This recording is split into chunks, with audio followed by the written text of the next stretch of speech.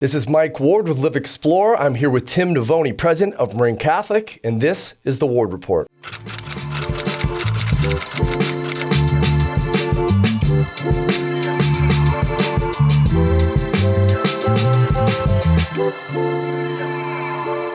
What's up, buddy? How you doing? How you doing? I'm fired up to be here. I'm really happy you're here. I'm actually been looking forward to this for a couple weeks. Yeah. I had my brother on last week, and I was just trying to ignore him and kind of like shoot him out of the situation because I knew you were coming. I knew, the real muscle was coming behind him. No way. No. I just listening, I mentioned this to you, but just like you got a gift for it, so to be a part of it feels awesome. Thank you. Yeah. I'm going to start with a couple true and falses. Sure. In Marin Catholic's history, there has never been another teacher that finds more loopholes to get around Marin Catholic's dress code than Joe Ward. That is absolutely true. Tell him to get rid of the shoes, those sarges. I don't know how he gets them past. He gets some wingtips. I have been the president that has folded, and the way the school runs now, he better be happy with. Have they got more casual? Oh, absolutely. Joe never has to wear a tie again except at liturgy, and he's the greatest guy in the world, and just the best colleague, the best kind of buddy to have around. But boy, if he finds me in a soft spot, he's going to keep inching for us to look like Belinas. He won't wear a collared shirt anywhere because of what MC put him through for 20 years. Yeah. We'll go to weddings and that guy will have a t-shirt on. He goes, "This is what I do 5 days a week. I'm not doing it here." He says the same thing. I stood up. I was a young person, early on in my days, and at Marin Catholic, there was a whole big faculty meeting. The first time I ever spoke at a faculty meeting, I was just a lonely little communications director, and there was this whole thing with the veteran teachers to get rid of ties. Yeah. And they spoke about this whole thing. It was a brand new principal. Milt Werner came in, and they were on the attack. Here's the new guy. Let's get rid of the ties. Yeah. And they said, "Does anybody else want to speak?" And so I got up and spoke, and I said, "Listen, I'm here for the ties." And just against the stream. No, not against the stream, but I was like, one of the beauties of Marin Catholic, the coolest thing, and anybody who went there, as you know, the coolest thing about the school was just the student-teacher relationship. Mm-hmm. And it's just epic. The way people, like my kids both went through the school, they love their teachers that they went there. They're still in touch, just as you said, you were in touch with a bunch of them. One of your teachers, and it's just the beauty of that relationship.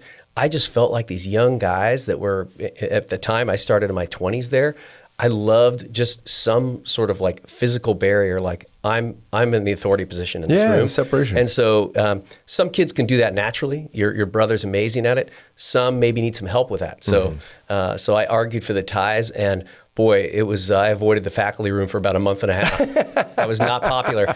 The principal who called me in and says, "I want you to know I appreciate what you said, and I'm sticking with ties because of you," and that set it back about 10 years. So, well, you won. You're president. Yes. So yeah, it turned out all right. Number 2, in life there are 3 certainties: death, taxes, and the Raiders will have a losing record. That is absolutely false. And we know this in 2000. This is actually you can't go over a decade back. No. But here's what I can tell you, 'cause this is meaningful to me. So. If you get the gift of having a baby over 35 years old, which that's exactly how old my wife was with my second, you do something called a nucotranslucency. And it means you put this needle in your belly and they pull out fluid, and it's really a Downs screening. So you have a chance of having a Downs baby 1 in 400. Mm-hmm. So my wife went in for the procedure, and they pulled it. All of her friends who'd done the procedure, after it, they tell you, "Oh, your chances now are 1.7 million to 1, 850,000 to 1, all these crazy numbers." My wife did that, and it came back as 88 to 1. Oh, yeah. Which was really frightening. Tough for our family. And it was tough. It was on a Thursday. Friday, I was getting on a plane to go see the Raiders in the Super Bowl against Tampa Bay. Yeah, I remember. I was in San Diego. I was living there. Yeah. And you probably charged a lot for parking. Yeah, I did. But I did what was right in the long view, which was pass that ticket along to my sister and stayed home with my wife just to sort of process everything that was going on with my now amazing son, Zach. And from the birth of the Raiders in 1960 till that day, the Raiders are the winningest franchise in sports. And from that day forward, they've been the lowest winning percentage team of any team in all professional sports. Way. So my son always shakes his head, but I say, it's your fault, son. The curse. The blessing and the curse. The wheel in the sky is not turned. So we're hoping that wheel in the sky turns. Maybe he has to have a baby. So let's get him married first. I'll tell you, when you talk about those statistics, my wife was not 35 yet, but I'll never forget when we went in, and even if you're not 35, they still give you all of the 1 in 20,000, 1 in that. I don't like that strategy. Tell me really low risk, right, or medium risk, or high risk. Because if you're it's always that one in that Dumb and Dumber. So you're saying I got a chance, right? Yeah. It's 1 in a million. It's like I don't like the number breakdown. I walked away going like, God, I'm a statistics guy. Like I don't want, Yeah. But I get it when it's 35 and older, and there's that increase. But God, what a great finish to it, right? Yeah. And as we do at this time every year, right before the draft, we're going to win the Super Bowl next year. I'm a Dolphins fan. I can't talk bad. I'm a lifelong Dolphins fan. Yeah, diehard. So Marino had my same birthday. I followed him, religiously ever since. My poor kids are cursed because they were in Dolphins onesies and they got no shot, right? They got booed at school last year at the walkathon because he said, "Go Dolphins." That entire school booed him at 6 years old. But whatever. They're going to win one year. Okay. There's no argument the greatest Pearl Jam song of all time is Black. I would say that's the greatest anthem of all time. Definitely not the greatest. As anybody who knows me knows, I've got Jesus, the Raiders, and Pearl Jam. That's anything happens to those three things, people are calling me and saying, "What's your take and what's your thing?" And Pearl Jam. That's pretty much my entire catalog. Yeah. It's the only thing I ever listened to because they have a song for every single mood I would ever have. So it would depend on the mood. There might be a time I would want to hear Black. I think it's really how you connect with them. I had a kind of a interesting path with my dad, growing up, a child of divorce from age 6. The song "Release" is the greatest Pearl Jam song for me. That's your number one. For my funeral, it's already, my kids know if I ever bring it, they know very clearly when I die, I want to have just a simple mass, and then you're going to play Yellow Ledbetter at volume 4,000. Because I didn't know any lyric of it for 10 years until it started to get printed on the internet because you couldn't understand them first 10 times. But that riff, that's a back on the porch looking out, to the ocean or wherever you're looking out and listen to that song. That's a great vibe. And if you're at a Pearl Jam show, they don't play it at every show. Any show they've ever played Yellow Ledbetter ever is the last song of the show. Oh, they always encore to it? It's last song of the real show and then the encore. As soon as you hear Yellow Ledbetter, it's done. There's nothing. Yeah. And that's, when my funeral, when that song comes on, tap it out. It's a great tune. That's a great tune. We're going to go right back in that. I actually got a funny Pearl Jam story. So I worked at La Valencia in La Jolla, went down to UCSD, and I was bartending. It's one of the oldest hotels in La Jolla. Beautiful. This big pink hotel on the cliffs. Really expensive. Eddie Vedder worked there, right? Before me. Yeah. So he would come down every year and stay for a week with his family. And he'd stay down in these bungalows, $3,000 a night.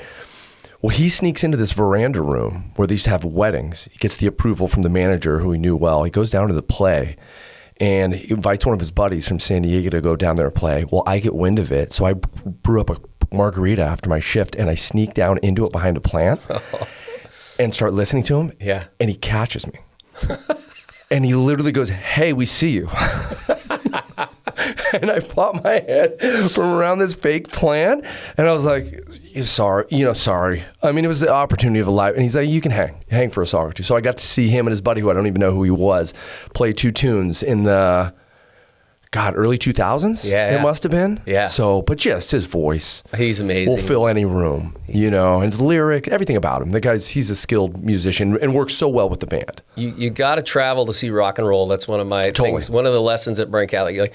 You try to get to 40 countries by 40 and travel for rock and roll. And it's been such a good journey. My son has come with me now to a bunch of shows, but ultimately, he was wanting to hear Release with me, and we got that done in Ireland last summer. Oh, in Dublin. What a place to see it! Yeah, Marlay Park out there, and and we just knew it was day, because they open with that song a lot, and we're in Marlay Park. It's a day, and I said, "Son, it's a day. There's light. They're not gonna play Release. I'm bummed." And and then you just hear it. And the open came out, and I looked at my son's crying. It's amazing. There's nothing better than calling a song too before it comes. Yeah. Me and my wife would travel state to state to see artists and see that state before we had kids. Yeah. And we'll do it again, right, when they're old enough. But there's nothing better for artists, the entire catalog, if not only trying to call it, but then first riff, like there, that's it. That's it. There's something about that. That's beautiful. All right, we're gonna do a couple more questions, fun questions. This is gonna go right back into what we're just talking about. You're shipwrecked on an island with a record player powered by the sun. Only get one record for eternity. Obviously, we know what it's going to be, but what record is it? Of course, it's 10. I mean, there's Rearview Mirror is a Pearl Jam, but that's almost like a greatest hits in there. But I'm grabbing 10. There's just no question about it. It's got everything in there. What's the weak link on 10 for you? It's always one on every album. No. You got what? Even Flow, Live, Jeremy. Oh, yes. Yeah. Black. Release. It's all there. There's there's a mood that song hits. There's no weak link on 10. Yeah. Yeah. I love getting in that fight about, top albums of all time. Totally. Come on. And everyone thinks so different. I'm a singer-songwriter guy. Ryan Adams' Heartbreaker is my number one, and I don't feel there's a weak link in that. And people argue it, but I can listen to that album, and there's nothing that I'm pushing the button when it comes on in the car. Yeah. It's all the way through every single time. And as you say, and that's what's the tragedy, I think, of today. And when I think about young people, right, I'm in the business of forming young people. Yeah. And it's just awesome. I feel like it matches my kind of spiritual gifts. Who do you want to serve? I want to serve these young people in this age group of this identity. They're trying to figure out who they are as they're separating from their parents. And it's just a great thing. But they don't, when you see the things that you got, like the album, right? The album, the fact that you would go down and save your money and buy an album, and the album had a purpose to it. It had an arc to it. Yeah. So I think one of the best arced albums of all time is Jagged Little Pill by Alanis Morissette. It's an arced album. You need to listen to it. That's why I would steer away from a greatest hits album, even though it might catch a few more things. Although there's a Pearl Jam song called Go. Mm-hmm. It's hard. It's a physical song. If you're at Go and you're anywhere near me, you're gonna get an elbow. I'm a skinny guy, but I'm gonna try to find the biggest guy and move him around a little bit. And you capture that there. But that's the thing, is the art of it now. These kids, they don't buy music. They just have Spotify, and they're never listening to an arc of an album. They're not, and even I'll take it one step further back from that is the process of going down to the store, looking through the album, seeing the artwork, pulling it out, right? Flipping the vinyl. Yeah, the vinyl, opening it up. I'm a big vinyl guy. I love it. My kids love vinyl too. Just it's so tactile, and you're looking and you have to flip. Hey, it's four songs, man. Yep. Get over there. But also the artwork on the inside, and you're flipping through it. So I think that's the lost art of video right now too, of going to Netflix. I used to love looking around the movie shop and finding something. Maybe I went there for one movie, but I ended up with another one, right? There was a process of that's going to be missed. Absolutely. Yeah, I agree. All right, you are a 30-day juice cleanse. What's your last meal before that starts? And you can pull from different restaurants. It could be home cooked, whatever you want. Well, this is when I'm not your brother. I would never do a 30-day juice cleanse. I don't even know what that is, but it sounds healthy. But last meal, let's just say electric chair. If I'm getting in the electric chair, let's hope that doesn't happen to me either. I've done 34 of my 56 birthdays at La Ginestra in Mill Valley. Okay. Italian. And it's on the menu as ravioli alla Ginestra, but it's Tino Aversa who runs La Ginestra, and his father, who passed away a long, long time ago, was my mom. My mom was this renegade hippie, and we were living all over the place kind of growing up, and we landed in Mill Valley, and there was this guy, Salvatore Aversa, and he ran lodges. I used to sit out on the curb, and my mom was like a yoga teacher, masseuse in Marin in the 70s, and met him, and that just became a spot where I always landed. So yeah, I'd be having Tino's ravioli. What's in it? Just traditional cheese? It's so epic. It's like so they make it fresh every morning. It's like a spinach and some sort of cheese. Okay. There's only 4. Yeah. And you can't finish it. There's like 4 big raviolis, but they sit in a cream sauce on top of a marinara sauce. Oh wow. And then you're just eating like they bring in their bread from the city every day, and you eat like 4 loaves of French bread, soaking. But it's really just the love of the restaurant too. And So maybe if it was, if I was eating it in the electric chair and I didn't get to go to the restaurant, who knows? I'd probably have something unhealthy like a spicy chicken, something that I don't Chick-fil-A, eat. Back in the days when hippies could buy in Mill Valley, huh? Yeah. Those are long gone. Yeah. I was just telling a friend of mine, I was like, when I went to high school, I was dating a girl from Marin Catholic. Her family, her mom was a teacher, her dad was like a painter. Yep. And they owned a bungalow in Mill Valley, and everyone was riding mountain bikes. There's hippies, there's music, and you go down there now, it is a different scene. No, yeah. It's a different scene. You can live without working in any place in the world for 6 months. Where is it and why? Budapest. Okay, well, have you obviously been there before? Just went. I did a little backpacking trip with my son, 25 days through Eastern Europe. Went to like 10 countries. Really hard or different travel. I would not go to Western Europe because you're not going to, it's like a tourist factory, right? Yeah. And it's just, I don't like to see museums. I just like people. And I just want to kind of connect in with people and see what their life is like. Like Bosnia, Herzegovina is beautiful. I've heard, yeah. It's absolutely gorgeous, but there's the hijab, like you can't go up to a woman and talk to her. It's like, I could see the eyes and just different things. I just want to connect with people, and I was absolutely floored. There was no second, in terms of that. 1.6 million, this is true, 1.6 million people in Budapest. I felt safe. I'm out at 1 in the morning, 12, any time of the day, night. I felt safer in Budapest than I do San Anselmo. And I'm not saying that with a smile. I'm saying I felt safer there. Not a stitch of homeless, not one piece of graffiti. It just was such a cool vibe. The people just talking to waiters and the people who were cleaning the hotel, just the best people. And just, I was walking 25,000 steps a day in every direction, that city.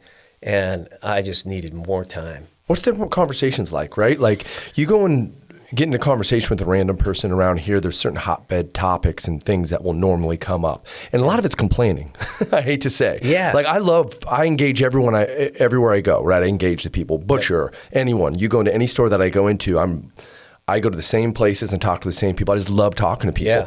And they don't complain as much, but you get a lot of that. It's just where we are in society with social media and all these unfortunate things. That's where the algorithm's going. What do they gravitate towards in a conversation about you? Is it about them? Is it about the place? I want to know, what do you think of America? Yeah. What do you think of me? Are you bummed I'm here? If you could have my money and not have me be here, Yeah, what do they say? To a person, super open, friendly. I'd heard a lot of things about Hungary. Like this, Hungary was all in this political spot where they weren't taking immigrants, and there was a lot of politics. So a lot of people had a lot of opinions about Hungary there that I wanted to sort of like confirm or deny and stuff. And I found like a shockingly happy people everywhere, and so much pride in their country. That was so cool, and so open, And I'd heard stuff about them being like anti-Semitic, and I was like, there's like a bagel shop on everything. Really? And I saw Hasidic Jew. I was like, it just wasn't kind of adding up. So I always try to just be a little bit more measured with opinions until I kind of get a chance to experience it. Yeah. And just dug the people, like anybody, whether it's a waitress, there's just a grace and a hospitality that just does not. We don't have it here. There's a sense of gratitude for life too. I just went to Costa Rica, And the majority of people I met on the outskirts of the larger cities, there's a sense of gratitude of just for life in general. We ate today. We're living today. We're doing this. The health was unbelievable. And I'm not trying to come down on where we live. I love where we live. I love Sonoma County. I love Marin County. And there's a lot of positive people. But there has, especially the last 10 years, there's a shift, right?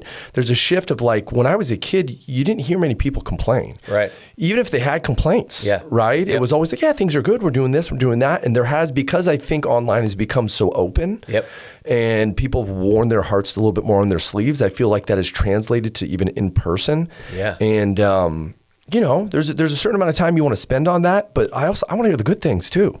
You know, how's your kid doing? How's your job? You just made a big sale. Tell me about that, right? Yeah. Like, what would you eat last night? Travel is so important, you know, especially here for, you know, our kids. And that's why I told you earlier, 40 by 40, get out there, see the world a little bit. And when I did these trips through Marin Catholic for years and years and years, called the El Carmen Project. We started in El Salvador. And, you know, one of the people who runs the janitorial service that owns that company there is from El Salvador, and he wanted to show me his home, and I said, let's bring students down there.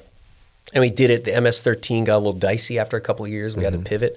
But we've been everywhere, Cuba, Peru, everywhere. Just that's changed. You've seen El Salvador lately? Good Lord. That's a totally different country. Totally pivot. And so, but what we would do this thing every night. It was great.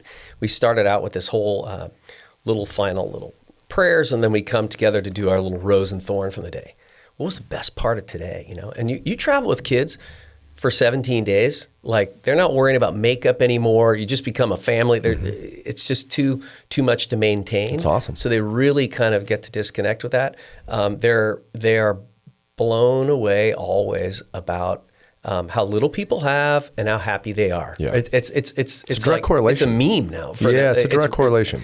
And they're blown away by that, and they come back with a gratitude for what they have. And that's my kind of desire. I'm generally a really positive person, hopeful person in that space, and I try to be a really grateful person in there. And so, sometimes I can struggle with whether it's colleagues or students or different people who have been blessed with so much, and then they're grumpy. I'm like, come on, we're so blessed. Are you kidding me? Marin County? Like, it's a one-of-one place in the world. And you're healthy within Marin County, right? The two biggest things, right? You got everything you need to provide for whoever you love, and you got your health. And beyond that, I get it. There's stresses. I have stresses. I got 2 kids.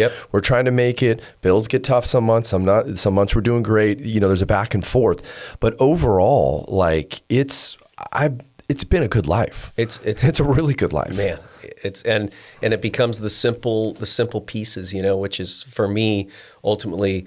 I'm like highly extroverted in my position, and people would fully describe me as a extrovert. Maybe even some of the people in my family. But like the minute that day is done, I've put out a lot, and you know, I need to like hole up and just go to my house. Nobody comes to my house. Your brother Joe never been to my house. Nobody's been to my house. So we're literally the same in that. Yeah. When I'm outside, recharge. I put it all out, and my wife jokes to me all the time. She's like, you never invite anybody over. You never, when the door knocks, you're like, who is that? Yeah. Why is somebody here? Yeah. Did you?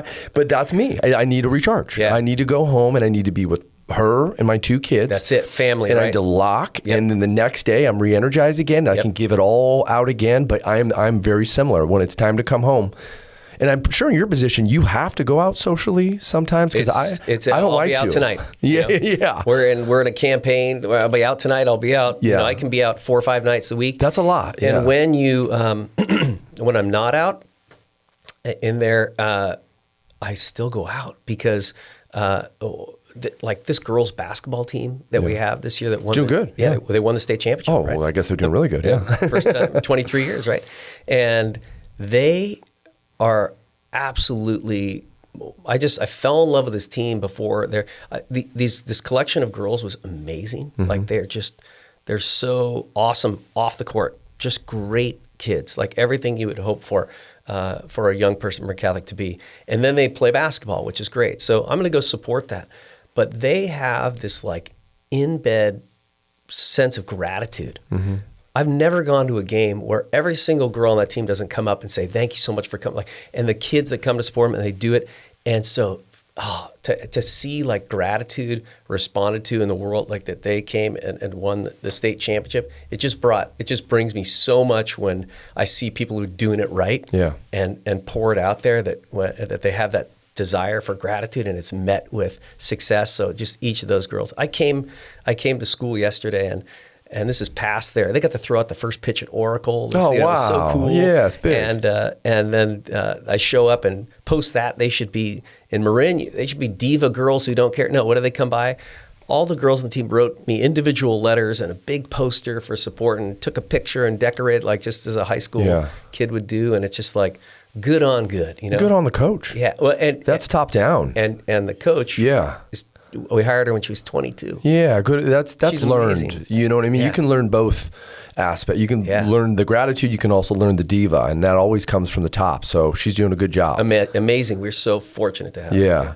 All right, let's get into it. Short summary of your road from Pepperdine to Marin Catholic. Just how did you get here? I didn't even know. We just found out my senior year. I was at MC and you were there and didn't know it. I was on my way out. You didn't come by. Pat Levesque did come by. He's a nice guy. He came by and I think he was like, might have been student body president or something. Yeah. And I'm sitting in my little communications office and here comes this guy in a suit. And he's like, how are you? You know, this like deep radio voice. And you're and I said, yeah, Tim Navone. And then I said, boy, man, these teachers are young. Well, he was like speaking at an assembly or something and wore a suit. Not many high school kids were wearing suits, but 17 going on 45 as a senior. Amen. Yeah. Amen. And still in touch and wonderfully helpful to our. He came in real estate for a little bit. Oh, okay. Yeah, he was. He reached out a couple times. We had conversations. I think he's moved on to go back to voice lessons and other things, but whatever he finds, he'll be good at. Yeah, he's good. But yeah, so I went to Pepperdine, and so I grew up with no faith background, zip, nothing, like just single mom and nothing. So in there, and I applied to 2 colleges, UC Irvine and Pepperdine. Now my landscape of buddies like going to Harvard, Berkeley, UCSB, like they were going everywhere, and I applied to 2 schools. Never heard back from Irvine because my given name is Lewis, and I think my application said Tim, and never heard back there. The only place I applied to was Pepperdine, and I only did it because my cousin had gone to St. Mary's College, and I went and I saw this basketball team just absolutely murder St. Mary's at the time. Yeah. It's like, I'll apply there.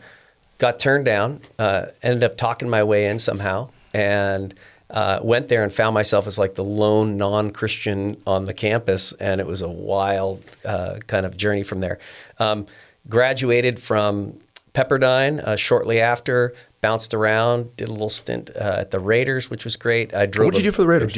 Al Davis's assistant, drove him around. Really? Yeah, wild. Oh my God, wild. One of the biggest personalities ever in NFL history. And the funniest part is the first job I had at college, my dad had owned a little corner liquor store, and my grandfather had owned a bunch of them called Black and White Liquors over in the East Bay. My dad ran one on the corner. So we were in the kind of liquor business. So I came back and was going to work in the store because that's where my uncles worked and my cousins.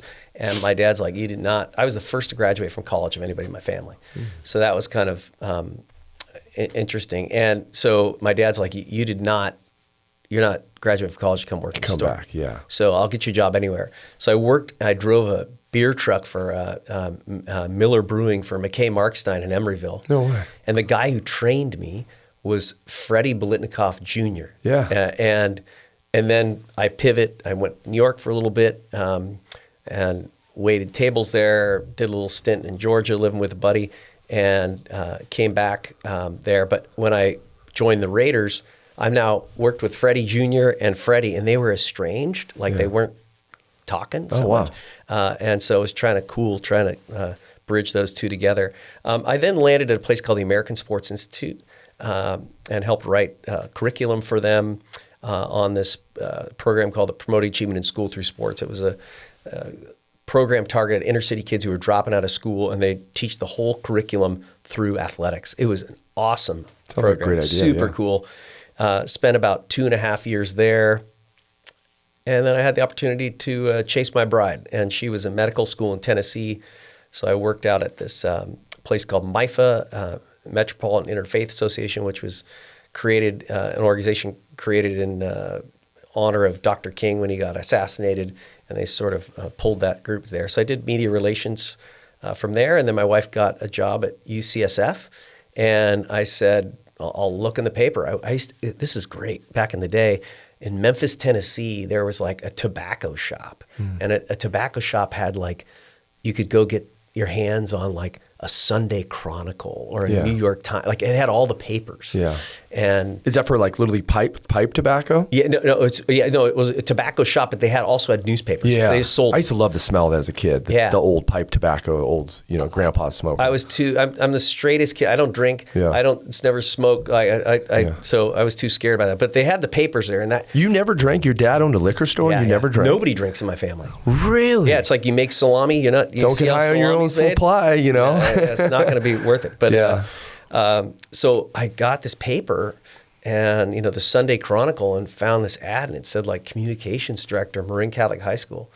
And I applied and talked to, I don't know if you remember Lucille Gingras, who was the the principal's assistant back in the day. Yeah. May she rest in peace. She was amazing. And got the job there. In 95? In the 95, 96 year. I think I came in the second semester of that year. So, took that job and said, honey, I'll work there for like 3 months and then I'll get a real job. Yeah. 30 years later, I'm still looking for that real job. I do want to be a mailman. I always wanted to be a mailman. Why? I love one of the things I liked about delivering the beer truck is when that day was over, I was dead sweat. Didn't need to go like, you work and now I need to go work out, this stuff. A mailman, you're hoofing, you're kind of in there. And I just thought like, man, this would be cool to be, I like community in that You talk to everybody too. Like I know my mailman pretty well. Like I'd be one of those dorky mailmans with like the dog treats. I'd know the dogs. Mace on one hip, treats on the other. Like someone who's shut in, like a shut in who doesn't get to, be able to spend time with people that way. Yeah. I have found out since that, like all things technologically, like I can't stop at some old lady's house and have a conversation. You're like, they have monitors on your truck now. Yeah. Like, what are you doing there for 5 minutes? You need to move. They're watching them. Yeah, so I'll have to find some old dusty. Let's be honest, that job's gone in 10 years. Yeah. That's an automated car. Yeah. Unfortunately. Like a lot of it's going to be, there's going to be an adjustment. But yeah, we always had relationships growing up now that I think about it. Every house that I lived in childhood, you knew the mailman. And wherever I've moved, I've known them. They always kind of look out for you a little bit and they know the neighborhood. So it's kind of a cool little link into the community. Not too many mailmen live in Mill Valley these days. No. Or the PG&E worker. Over there, yeah, they're commuting in. Yeah. All right, so good path. So you just said, so you had no faith base. Yeah. And my next question was going to kind of lead to when that first happened. So was there kind of a faith awakening for you? Was there a moment? Was it gradual? It's pretty rad. Yeah. So I was interested in this girl in college. I think I was 19 or 20. And we were hanging out as friends. We were doing the Year Abroad program in London. And I kind of mustered the courage to sort of ask her out in that way, move beyond the sort of friend thing. And she was like, I will never date you. Yeah. And I was like, wait, what? I thought we were hanging. And she ultimately said like you're not a Christian. Like I can't. Yeah. That runway is going to end. So I'm out. And so I did what I would do. And I'm while I'm hopeful and positive and everything else, I'm also like highly competitive guy, highly competitive guy. And so I went out to disprove Christianity. I'm going to learn about Christ. Yeah. You were going to come back and say, here are the weaknesses and the faults within the I worked hard. Like 99% of men would have gone out and learned about Jesus. You're like, no, let's find the holes. Yeah. No. I was like, this is stupid. That's great. And I'm in a land, right? As I'm a Raider fan in Marin County. I like upstream. I've always been upstream. Dark Hole doesn't have many Christians. I'm underdog rooter, anything upstream, let's do it. Being a Christian in Marin County is also, everything's sort of upstream, so it matches my sort of system. But going out to I'm in the Sea of Pepperdine where everybody was faith practicing in that world. And I found it highly annoying. I was really put off by it. I just didn't understand. I had all the terms. Oh, it's a crutch. It's this, it's that. And then I started studying. And I didn't study much. I was not a great student. So, but if I had I was a pit bull. When I locked on something, I was going to know it better than anybody in that way. And that guy, man, C.S. Lewis, I kept starting reading C.S. Lewis. Oh, yeah. And I'm on a beach in Mexico, and I'm reading this portion of Mere Christianity. That's the one. I read that, yeah. And I'm like reading this. I forget which part it was, and I was just sitting there, and I was like, oh, no. Yeah, it's a good book. Oh, no. Like, am I in? Oh, uh-oh. And I didn't have the courage to share that with anybody at Pepperdine. It was at the end of my journey. I was too prideful to, not save face. So you gave in? No, I just saying I wasn't going to tell them. Yeah. I waited till I left Pepperdine to sort of claim it. Okay. And then moved in that, and I sort of went and became a youth minister. Well, hold on. Did you get the girl? Went our separate ways. Yeah. At 24, she had heard I was a Christian and reached back out and told me about this book, and I read the book. It was like epic. It was a book called Severe Mercy, which is like this 17 real letters with this like atheist and C.S. Lewis, when C.S. Lewis was just a college teacher at Oxford. And she just sort of said like, hey, this is like maybe some of the questions you might have asked C.S. Lewis, who you're obsessed with. Like, here, check out this book. I did that she was living in Minnesota. That's my wife. Oh, that's her. That's her. Oh man, good finish. Yeah, good finish.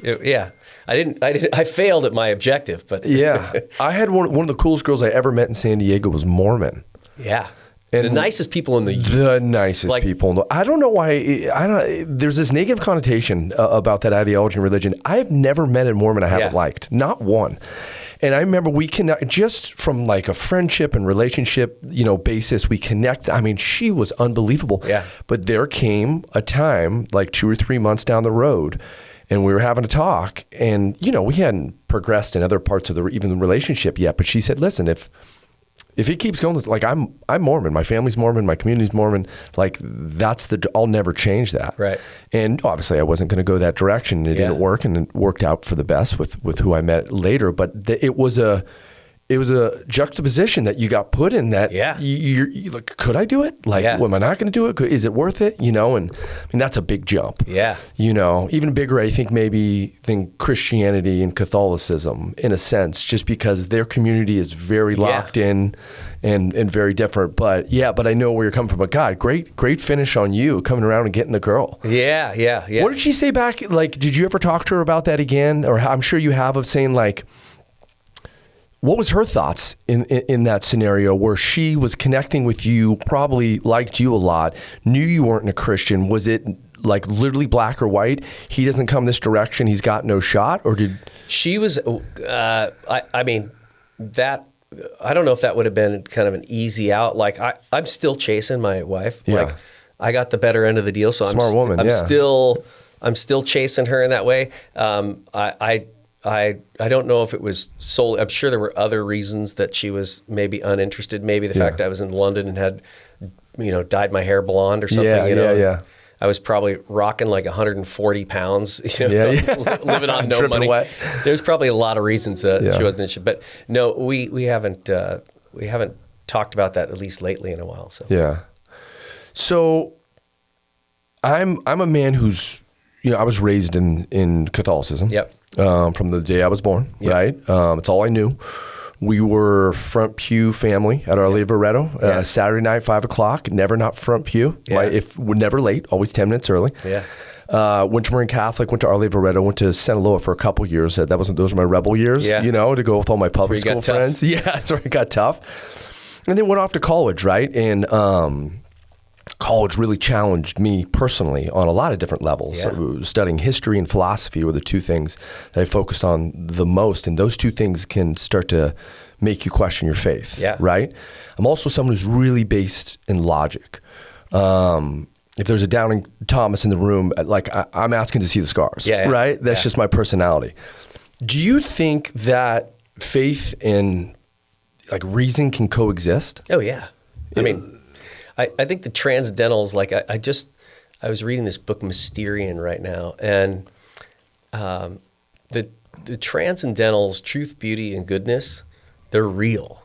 Like, you know, I'm not a fan of my truth. You know, people use my truth. Like, there's truth, beauty, and goodness are real, and so reason is going to lead you to truth, and truth. The transcendentals, truth, beauty, goodness, are going to all lead you to God.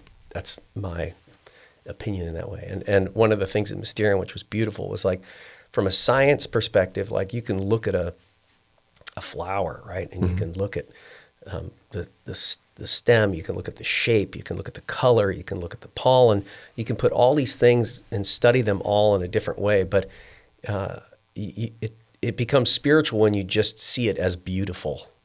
It's beautiful, like in that stuff. We know when you see an Italian car and the curves are right, it's beautiful. When you see, there's something about an iPhone that just it doesn't work in the whatever the Android phones or whatever those things, like beauty matters, truth matters.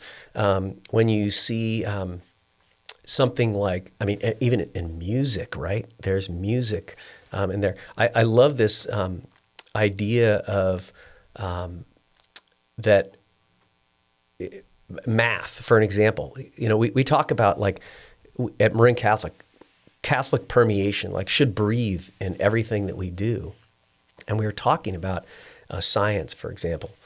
And well, how does that work? How do you do science? You know, you're not talking about Catholic scientists and that. No, that stuff's garbage. Nobody would want to do that. But what you really need to do when you're studying science is, at certain times, you need to pause and lift up and appreciate the wonder. Mm-hmm. How is it right now that we're standing and able to move a group of cells? How is it that if you and I are talking and having a conversation right now, that these sounds matter and change relationship and deepen relationship and all these different things? There's just magic of that. I came to school last fall and there was some massive double rainbow, like a massive double rainbow over the school, just so thick at one point when I pulled in my car, I felt like I could reach in and pull color out. It was that. It's like one of the closest rainbows I had seen. And I wanted to just stop the curriculum for science that day and just say, hey, every science teacher, like, just take in the rainbow from whatever things, whether it's physics, whether it's just whatever, just pause and take it in, first of all. Take it in and appreciate the beauty of it and the understanding of that. And write about it. Like, what brings you wonder?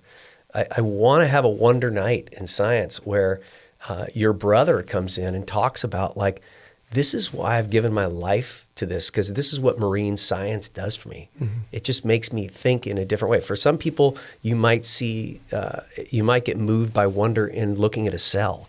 It might be an experiment, an explosion. It might be seeing fish move. It might be that. That's what I mean by Catholic permeation, is just pausing to say, like, wow, God made this. God made this flower, this cell, the beautiful things in there. And we have to do that. We have to reflect. Can I add one more thing? Yeah. Okay. So one of the things, and when I talk about truth, I think about, in one of the assignments we were talking about in Catholic stuff for math is, hey, every student come in and bring in a piece of music that moves you spiritually. It doesn't need to be a hymn, or I'm just talking about any music from any genre, rap, this, that. What is it moves you spiritually in that, and do that? Let's take that music and graph it. Like, let's graph it. Let's look at the waves of it. Let's look at these things like this in this space. One of the things that I know is I could hear a piece of music that I've never heard before, playing the piano. And in the middle of that music, I could tell you when there's an off note. Oop, like that, it just feels wrong. It's out, yeah. How? Because truth is real. There is beauty. There is that. Endorphins are released when you solve some big proof in this stuff and you get it and it all comes together. It's like endorphins are being released because we're touching, in my thing, God in a way, right? We're touching the spiritual when things come together in that space. Or when you hear a beautiful piece of music, when you encounter truth, beauty, goodness. Last piece, because I'll hit all the transcendentals here. We had a girl who won the 800 meters at the state championship at Marin Catholic, Sam Wallenstrom. She went on to run at Duke, and she was running around in the semi-final heat. It was the second before the state finals, and she knew there was one girl who could beat her in the finals, just one. And she happened to be in that same heat with her.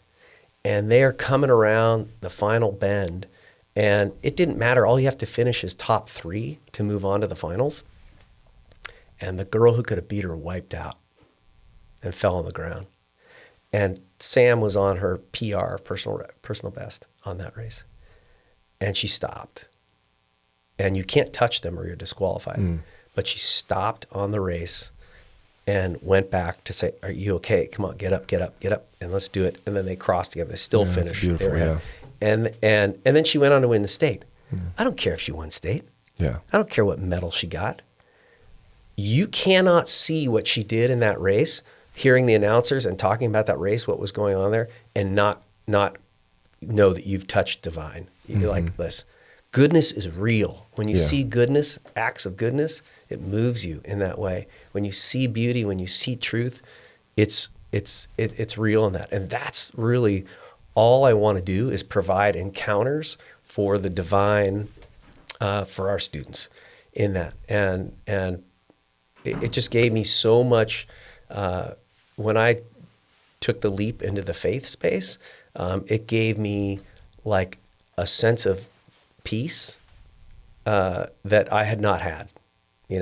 Divorced parents, this, that, bouncing around, all this stuff.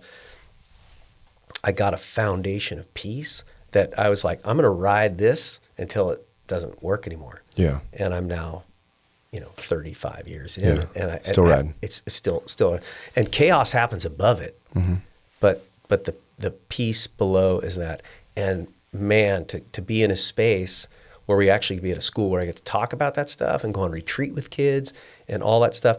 I just want our kids to have the opportunity to have an encounter with that and say, if your life's chaotic and everything else, like, this is just here's an encounter and there's an invitation. Yeah. And the invitation, it's always an invitation. I hate anybody who forces anything on me. Yeah, it never works. No sale. Yeah. Not a part of it. So I look at it from a similar vantage point. Spirituality, I always have, and the older I've gotten, especially college on, it could be reflected. I wrote we'll get into Kairos down the way in this podcast, but one of the first Kairos was, I think the first Kairos that Joe went on, he asked me to write a letter for him. And I believe he reads it still. He still does. And some of the main points I made in that letter were very reflective of what you said. Was they're very non-traditional ways of looking at God, right? Yep. It was God's a sunset. Yep. God's a conversation with your friend. Yep. God's whatever it is. God's the beach. I'm hearing the letter. God's you know what I mean? Like, that was it doesn't have to fit in a box. And that was something that was tough for me. And a question I want to ask you was, Catholicism sometimes is a box. It feels like a box when you're in it through the tradition, right? This is the way we go. Now, we know there's a great movie what was the movie that just came out when they're electing the Pope? I didn't see that. God, it's unbelievable. You should see it. It's really, because there's within the Cardinals, there's a traditional portion of the Cardinals and a more liberal portion of the Cardinals. Yep. And the traditional way of the Cardinals, it is this way. There's no other way but this way. Right. And that is something that I think the Catholic Church has not evolved as quickly as other religions to capture more people, is to be like, hey, we're a changing world. Yeah. Right? Yeah, we have these beliefs, and there are core beliefs that you can't change. And I agree with that. But there is a lot on the outskirts that you can. Yeah. And no one wants, what do they say in Dirty Dancing? Don't put baby in the corner, right? Right. It's like, don't back me in the corner and tell me exactly what I have to do. Totally. So the way that you just described it, and Marin Catholic is a pretty fundamental school. Yeah. You're saying it's more of a contextual than literal belief, where you're based in principles of Catholicism, but you are also kind of on the outskirts saying, like, hey, it just doesn't have to be in the front pew. looking at a stained glass mirror and doing things exactly the way Catholicism is telling you to do them. There are other ways to find spirituality in God through that. I would say there's other ways to find spirituality in God. I think in terms of how the school is, like I get to sort of drive the bus and make the decisions from that stuff. And what I have found that I find super interesting is I like to think of it in analogy. I like to speak in analogy quite a bit. I have a certain set of rules for my children that we grow up in the house, right? Things, nothing good happens after midnight. This and this. You get to do this. You don't get to eat that food. You don't do things. And that can feel like a lot of rules. But I think what I have chosen to do whenever I bumper car with anything in the Catholic faith that I don't understand, I seek a deeper understanding of it. And I have such great resource with the sisters, and Bishop Daly and other people around there, that I don't want to ever take the rule at face value and not understand what the kind of rules are behind it. If my kids came to me and said, well, everybody else gets to stay out past midnight and we don't get to do that, and Dad, you suck, and how come I can't do that and everything else? What I hope they would understand at some level ultimately is I have a given life experience, and I've had these rules based on my life experience because I love you and I want you to flourish. And so for me, growing up with a little bit of kind of chaos and not a lot of structure and not a lot of understanding of things, right? I didn't have, you turn on and you watch the dad throwing the pitch with the kid and the baseball, the Hallmarky Kodak commercials, and I didn't have that. I didn't get that stuff. So it was like a super cool glove to me to fall into the Catholic faith because there was so much rich history and time and understanding of that. And so the rules for me were, I always knew it was ultimately about my flourishing, and that those were important things for me to do to put me in the best spot to be ultimately who I am and what my telos is, what my purpose is. So I actually don't see, I totally know, because at my core, I'm an evangelist, right? It's my Protestant background. I came into the faith as a Protestant and then converted to Catholicism later. And I don't see that. Yeah. And I know when people talk about fundamental and different things, like the fact that anybody would consider Marin Catholic like a fundamentalist school or different things like that. Well, yeah, and I'm not saying that. No, but I contextually, maybe with the schools around the Bay Area, but you have people who come in from Kansas City and they're like, you're a Catholic school? What's going on? They don't understand it. I just feel like, we have the same rules and regulations for our students, but ultimately it's about trying to put them in the best conditions to flourish. Got it. We're not trying to be down on them for phones like this, because why? I want you to have conversations and talk to each other. Yeah. I'm not trying to be harsh on you. I think you want anxiety and depression, get on your phone all day. Yeah, for and sure. do that. Let's do that. So I guess the rules, the formal religion part, no, I would say I would push back on that. I don't look for things outside of the faith. I think I have a wide understanding of the evangelical net that I'm working with and meeting, because people met me.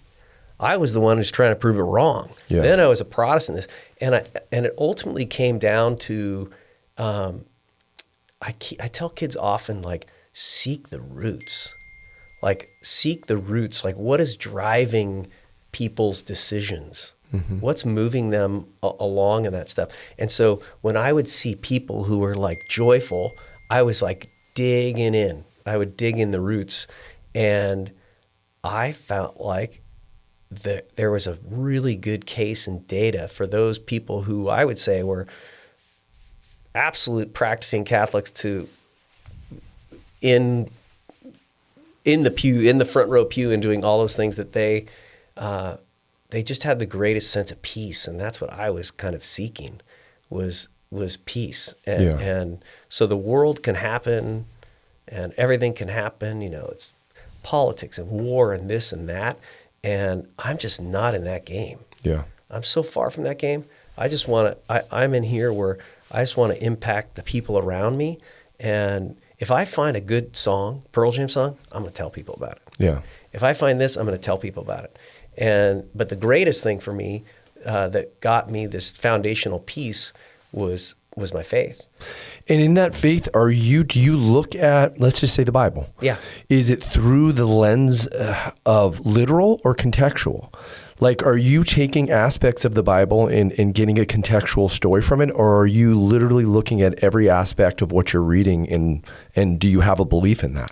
Yeah, so I believe in the word, that it's the Word of God. Yes. Like, it is the Word of God in that way. And there will be people like Joe tells a great story of like, Noah's Ark, right? And different things like, are there really two animals of this? So that stuff all requires kind of study in there. But I start out my routine every morning. I read a chapter of the Bible every morning right now. Today I was reading Luke 23, right? I was reading Luke 23 today.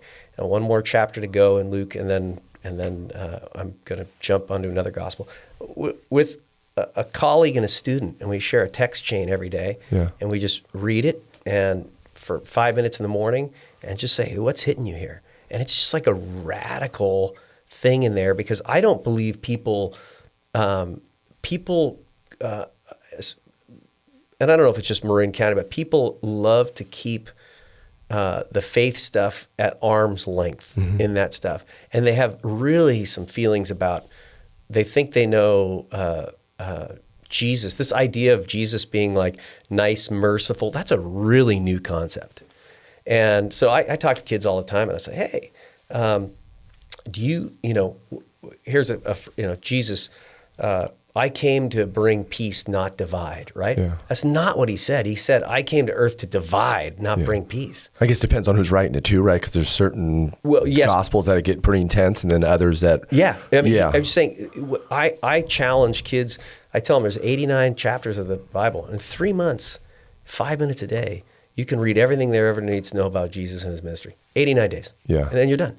And when you get through there 89 days, it's like, whoa, I didn't know he was like that. I didn't know he was like that. Because we just see it's like this, it just fades to black, this crucifix with a guy on a cross that's up in every classroom. And they think they know, just like, all they know is the one thing is like, oh, I think he turned the tables once at the temple, outside the temple, just people selling his wares. And that they don't, otherwise they think it's just as positive. People say, that's not very Jesus-y. I'm like, well, I think you don't know that guy then. Yeah. You might want to study a little. So I like to, I guess the long answer to your question is, I dive in that word all the time, and I'm like a nerdy scholar. Let me give you a great little thing. There's something in Scripture where it says, it's the parable of the rich man. He says, it's easier for a camel to get through the eye of the needle than for a rich man to get into heaven. Yeah. Okay? When you read that, most people go, oh, that's, okay, well, I mean, a camel can never get through the eye of a needle. So that's a weird analogy, like whatever. I want to dig, because me, I'm like, oh, how come a rich man? Well, I study it, right? So if that strikes me, then I'm going to really dig in there. There's two things I studied. Number one, in the Old Testament, prior to that, people viewed like God's blessings as wealth. So it was this like, if a rich man can't get in, they're going, who's going to get in? And he says, it's harder for a rich man. Well, Jerusalem was built with 4 grand gates to enter into Jerusalem, walled city, 4 grand gates. But when war's going down, they close those gates. They close them off.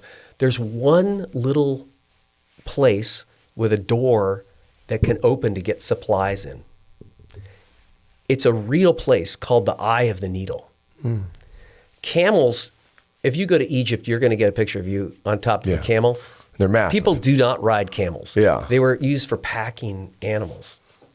And so when he was saying that, it's easier for a camel to get through the eye of a needle, he's talking about a specific place and a real camel going through this doorway.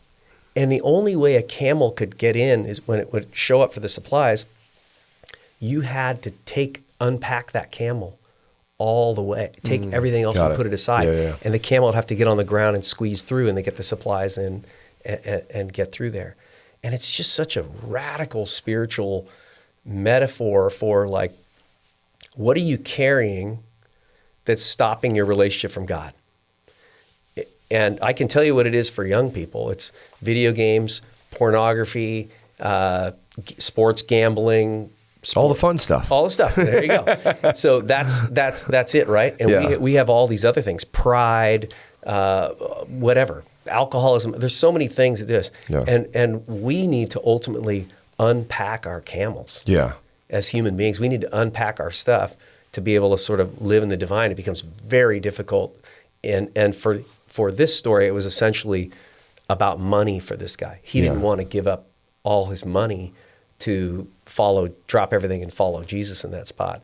Yeah. And so that's such a cool thing that I can talk about kids in that retreat. Like, what's on your camel? Yeah. Like, what is on your camel? That you need to let go of to kind of move through that. And that's why I love the contextual take in a lot of senses of like, whether it's literal or contextual, if you're becoming a better person, it's working. Yeah. Right? And that's back to that box of like, there is no one direction or one way for any human being.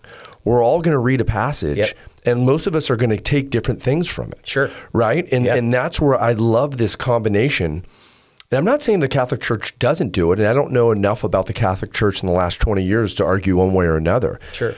But whatever you can take from it and how you can take it, if you're going in the direction that's making you a better person and you're taking something from it at all, it's working, right? So that's where there's always been this traditional, non-traditional like component to religion of, it's almost like Sunni Shiite, right? These two splits in the same sect that start arguing when they're all going towards the same goal and path. So how do you do that in, as Marin, I grew up in Marin, right? I've been there since I was 2 years old. Marin's changed a lot. Marin's gone one direction. Yet Marin Catholic has been steadfast, especially the last 15 years, I would say, since I went there. It's a different school from when I was there in the 90s. Similar, same traditions, same foundations. It's also a business. Yeah. Right? I don't care about that. Yeah, and that's what I was going to ask you. Like, I love that. How do you so if they're going one way and you still got to have kids coming in there, but you guys have your beliefs, that's a tough fight. It's not a fight at all. No, not for me in that I'm the wrong guy for the job if we're going to worry about numbers. Got it. In that space. No, I feel lucky to be there, lucky to see myself as the head servant, for that girls basketball team that I was telling you about, those great kids. I go to the games and I run the water. Yeah. And some people in Marin like, why is the president out there like being a water boy for the girl? Like, that's your issue. I want to be the lead servant in that way for those things. And so for me in that spot, I'm blessed to be in that spot. Mm-hmm. But when you're talking about that, when you say, hey, the last 15 years, well, you might say 14 years because I've been president for the last 14 years in that space. And I just feel like I have to use my spiritual gifts to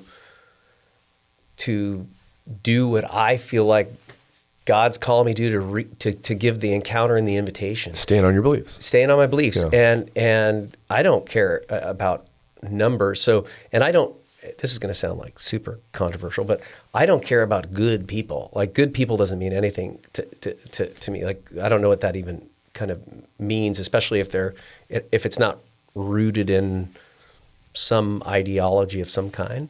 I care about the opportunity for kids to have a chance to have an encounter and an invitation. Never push, never this. The irony is change is difficult, but listen. When Vatican II happened, mm-hmm. and it was and the church changed to sort of meet the times in that way, the old Latin massers and everybody else, they were very upset. Mm-hmm. They were very upset with how things, because change was happening and that stuff. And I tried to look at the best way to encounter young people, and was kind of going back to the old catcher's mitt, the old way of blocking and tackling, to have these kids have an experience. And I would say that my measurables, like people say, how's your enrollment? Well, a better way to do that is to say, like, how many kids are, what's the measurement of kids like practicing their faith in college now? Oh, I mean, obviously it's all down. I mean, oh no, that's up. Is it really? For Marin Catholic kids. Really? Oh, for Marin Catholic kids now. I had no idea. Absolutely. I would think that would be down if you asked me that. No. Yeah. Oh, come on. No. Not just for MC kids, for kids in general. Well, I mean MC. About. Oh, I thought you meant just all kids in general. Yeah, yes. Our little micro universe, right? So your graduates going on that continue to practice the faith. That's immeasurable for me. Or, and again, I not getting in numbers, but like, it makes my heart warm when we have like our sacraments mass and you see like 15 kids are coming into the church, or Kairos experience and the different things with what kids are doing. Or we have we use the Hallow app. Do you know the Hallow app? I don't. Okay, no. It's just it's an app on the phone that and we have it as a school community, and like you might like Fridays are Mark Wahlberg. He's like, with always doing a workout in his hotel room. Him and Chris Pratt have Fridays on there. So it's like for Lent for 40 days, he has Fridays and he does it. And Gwen Stefani's on there. And all these kind of interesting Catholics come through this app there. But you look at the kind of the metrics of who's using the app and active with it, like it's going up, and so it's working. But I think the kind of the keepers of the past, in that way are, it's saddened in a way, because it feels like when there's change, it feels like you're discounting what we did. You imagine when Vatican II came out and I'm a 75-year-old priest and I've given my life to this way, and they say, we're changing, this didn't work. And it feels like a criticism. Yeah. So, boy, it's the opposite for me. Like, I love everybody who I encountered ever working at Marin Catholic, and they built that place to the beautiful thing. And this is what I'm feeling like our kids need right now to do that. And it may be wrong, it may be right. I'm not the one to judge that. It would be my superiors who says, like, Tim's not the right guy for the job. We got to worry about numbers or business. There's no business in the spiritual in my world. How do you handle pushback then? Because you have a very diverse community, and then we already talked about Marin in terms of their beliefs around. Is there pushback in decisions that you make as a president, or the direction that the school's going? And what's your process as a leader when there is some aspect of pushback? What do you do? Pray, just like I just have to go. You're a dad, and you got kids, and sometimes we blow it, sometimes we make mistakes, sometimes we just, but ultimately, good counsel and prayer, and people. Well, good counsel. That's another. See, that's what I always talk to people. Yeah. Do you have people you trust? Absolutely. In your life that you go to in those moments where you present it to them and really value Bishop what they're Daly. Yeah. I've got the man, because he's had the job before me. And, and he's a man who's given his life to this. Right. One of the things that's sort of interesting to me is that I don't think people understand that, like, schools and hospitals in the Catholic faith are arms of the church. Mm-hmm. They're arms of the church. The purpose for the reason Catholic schools were started was because they were just getting crushed by the Protestant faith, who was teaching the faith in their schools, and they were saying, "Wow, we're getting our butts kicked here. How are we going to pass on the faith to the next generation? Let's do it in schools." So they started schools with the only purpose of keeping the faith alive and passing it on to the next generation. That's why Catholic schools were started. That's the only reason they were started. If it was just an education, then go have at it. And you could do CCD, right? CCD is the young kids who are in public school who go get their religious formation. I never had to do it. But to have it involved in the everyday in there where it becomes like your way of life and schooling is super formative. And do you know the parable of the sower? Right? Which is so just throwing the seeds out. That's all we're doing. And it's going to throw on rocky soil and hard soil. And it's sometimes going to be in the thorns. And sometimes it's going to be on rich soil. And that's really kind of all we're doing. But I think the beauty and gift of at least my perceived ministry of myself is that I'm not pushy, and I try to be just solely invitational in that way, and hope that resonates with young people. But yeah, is there pushback? Of course there's pushback. Yeah. Every day. Do you take it personally? No. Never do. I can. Yeah. As a human, I feel like, because it's conviction based, right? I think with conversation around that, here's a perfect example. Yeah. Okay, junior year Marin Catholic morality, hot topics. Yeah, hot topics. Like what's the week? They're going to be talking about abortion, in vitro, same-sex marriage, everything, all the stuff. And so I'll get a call every once in a while. Not so much anymore because we found a really good way to attack that. They would say, "Hey, Mr. Navone, I'm so pissed," and so on and so on. Do you want to know what your sister teacher said to my son? This is what they said to my son in their junior class, and this and this and this, and they're all upset, And I said, "Oh, that's really hard to hear, and that's really surprising. No, I know who that teacher very well. Really happy to have you come in and talk about it. But what I would first love if you could do is find a time to talk to the teacher first, talk to her about it, and then come talk to me about it."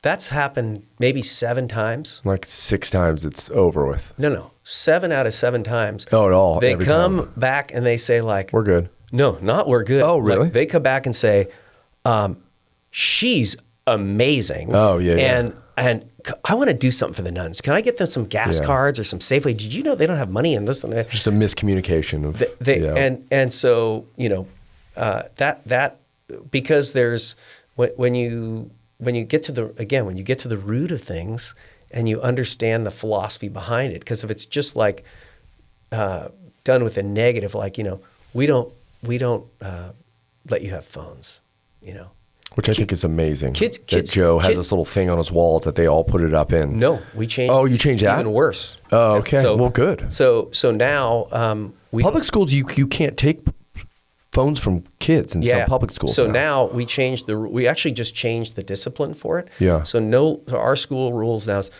phone can never be on your person. That's awesome. At school. Yeah. And if you get caught once, it's a week disqualification and a parent meeting. Yeah. 2, 1 month. Well, guess what? If you're the head coach of the football program and your quarterback gets busted with a phone and now you can't play in the Redwood game. Yeah. So what did they do? Their coaches showed up at 7:30 in the morning, took every phone and gave them their phones back after practice. Yeah. They just didn't want to deal with it. But we were kind of worried about that response this year. Kids love it. It becomes normal too. It's a tough week. They love it. Yeah. They love it. So you're standing on your convictions regardless. I love actually the answer, and I'm not trying to be challenging with the questions, but I love it. I honestly put that in because I'm a business-minded person, right? And the first thing I think, right, is population. You got to bring a certain amount of people in. It's got to be a certain amount of money. We have these costs of these buildings. We want to build this wing. We want to improve the field. But the fact that you're truthfully, as a president, not in any way concerned about the numbers, but the conviction of how you want the school to run is refreshing, because that's not how many businesses are run, right? There aren't a lot of places in here, including public education, which I was a part of. I saw the inner workings of that and was let down in a lot of situations, because it does shift to what the greater amount of people wants, whether that's right or wrong, right? And that changes what they want, right? That may be one thing 1 year, another thing in 4 years, another thing in 6 years, and you're constantly shifting with it. So to say that your belief of the way we're running is what's going to be best for the student and their relationship with God and the direction that you want them to go is actually pretty refreshing. Yeah, it's again, I would say, if we thought of ourselves as a business, not an arm of the church, we'd be operating very differently. Yeah. Because then you're just worried about numbers. And the irony or the beauty of it is there are people who absolutely make all the big things happen. I mean, I don't know if you've been to our campus lately. It's unbelievable. Our campus is ridiculous. And, we finishing. We got the short end of the stick in 95. Yeah, you did. Padres on Tuesdays, no AC. Yes. Football field is scrappy, baseball, no turf, none of this stuff. And then I go there now, I feel like I'm walking onto a college campus. It's gorgeous. 100%. And when I started there 30 years ago, the vision plan was a joke to me. Like one of my first things at Marin Catholic for like their open house, the 200 wing, which was the math wing, was just like all the roofs were leaking during open house. So I go down to Ace Hardware to buy 32-gallon buckets to put in the classrooms because the roofs are leaking into them during open house. Yeah. Like you're trying to sell. It's tar and gravel roofs, I think, back in the day. So that's where we were. Now, 30 years later, we're right now going to be breaking ground Easter break on the final piece of the camp of the vision plan for the school. The final piece. Where is that? Phase 2 of science. Yeah. Joe told me. And it's amazing. And we're doing this like sophomore hall is going to become indoor and glass and pods and communal. And we have a non-planned space, which is my little tip of the cap to the faith in there. We have an area for a research lab that has no curricular use, none. It's just that, hey, I want to study this and do this. Like this has brought me wonder, so it's called a wonder lab. Mm-hmm. I'm thinking like this is an interest of mine. I want to see how you can use it. An alum, you want to come back, use the research lab, work on research. It's just a place for you to just fall into your wonder in that. That was never dreamed of 30 years ago. And when I build things and they're telling me the different prices for things, I always tell them, give me the I'm dead price because I just don't want to have to redo that again. Sure. And after October of the fall, we're going to have it's not going to be me for any more of the campaigns. We're done. And so we have this mint beautiful school, but the people that step up to make those things happen are all the people who are saying, thank you for being the beacon on the hill. Thank you for not running it as a business.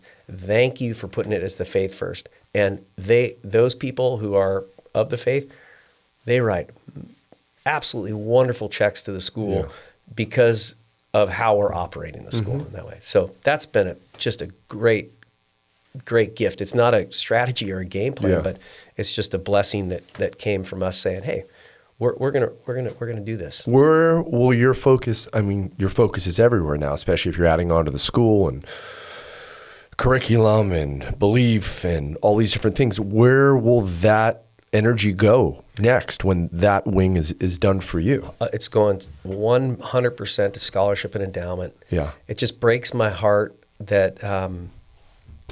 Like right in our back door, the Canal neighborhood's there, right? And there's people who are Hispanic, the Hispanic culture and strong faith and Catholicism are just like it's of the same fabric that way, and they just we can grab from like St. Raphael's and stuff, but there's a larger community of people there that just see a $27,000 price tag and don't know how much scholarship that we can get to make that dream happen for them. And so when I started as president, the endowment was $900,000, right? And now we're at about $14.7 million. Wow. That's a lot of money that can help scholarship. It's only for scholarship. Yeah. But Marin County is going. The population is really diving. I mean, worldwide right now. It's shocking. Yeah, no, I've talked to other people. Yeah, it's going down fast. Especially my generation. Like, well, I was a later dad, but anyone that I'm seeing, like I'm 47 and I didn't have my kids till about 39. Yep. But anyone a little bit younger than me, it's one kid. Oh, yeah. And there's a lot of no kids. Yeah. Yeah. So that's a real issue. TAM district, TAM district, the high schools, TAM, Redwood, Archie Williams, and Tamascal, that group. They were at 5,400 students, high school age students 2 years ago, and in 4 or 5 years, they're going down to 3,600 students. Wow, 40%. That's like, yeah. I mean, you got to cut $57 million out of your product somehow. And that's funding. Every kid that's not in there, you're not getting the money from the state. And we'd like to think, oh, hey, we just won the state championship in girls basketball or football, and everybody wants to come there. We follow the population grid in that world. And so what does education do in that sense? If they see that pattern, and that pattern's not going to change. And it's going down. It's going to continue. What do you do as a school like TAM? I mean, you guys got more control with what you can do with. Yeah, well, that's the thing, which I think that's really nerve-wracking because, as I was saying, the money's in Southern Marin, but there's no population. Like let's say somebody who's 85 years old dies and sells their house in Tiburon. Well, good. That's who's going to buy an $8 million house. Not somebody who can afford to do it with young kids. And if there is, you're like the camel that went through the eye of the needle. Yeah. It just, and so that's an aging, an older population and that stuff. It's not running around with, as you talked about, Mill Valley, the humble people, right? So all those people, it's drying up in that space. So for me, what do I have to do? I have to look at like, okay, we've been a school of 700, 720, like we're going to end up being a school of 620. What's that going to look like? And we run very lean administratively. And that's probably what it was when I was there, about 400 or 500 maybe, because you guys grew. Was it? No. I think was it higher? Yeah, no, I think you were. Seemed small. Yeah, I don't know. Maybe you might have been around 680s or something. Yeah. Okay. So that's what it's been. But admin wise, we're thin. Yeah. And now it just means how many FTEs, how many full-time equivalent teachers can we have to operate a school like that? And we're going to kill it and continue to be excellent, right? And we have a facility that is just outer limits amazing. Yeah. So, I don't know what's going to happen in the public school sector when you start cutting away all that money and all that stuff. It's going to be a big challenge for them. Yeah. But we're blessed. Like you got some great schools from a public school. If as I say, if you're just in the school market, just looking for schools, and that's it, you're not looking for the outside of that, then it's going to be, then you get a great education at those schools. But I don't know product-wise if they thin out, they got to cut $57 million or something out of a district, what that's going to look like, and we may become more attractive to them. We may backfill some of those numbers by being something that's worth investing in. And some of those schools are going to obviously be funded by the community, right? With Redwood, and because they have the money, but some schools aren't. That's right. And that's going to be the challenge. So let's talk. You talk about teachers.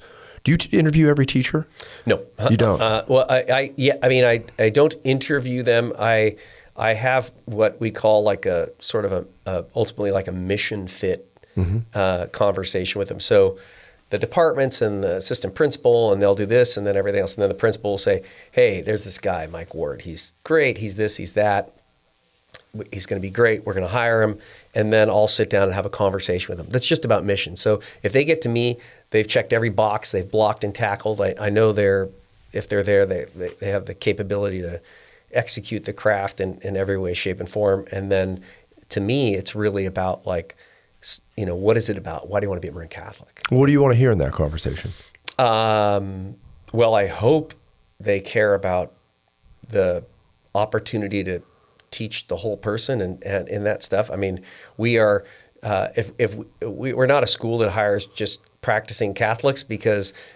Nor is your population just practicing Catholics. Right, that's your right. Your student population is diverse. Yeah. That's right. But and so, I mean, actually some of the best executors of our mission are non-Catholic teachers in that way. We're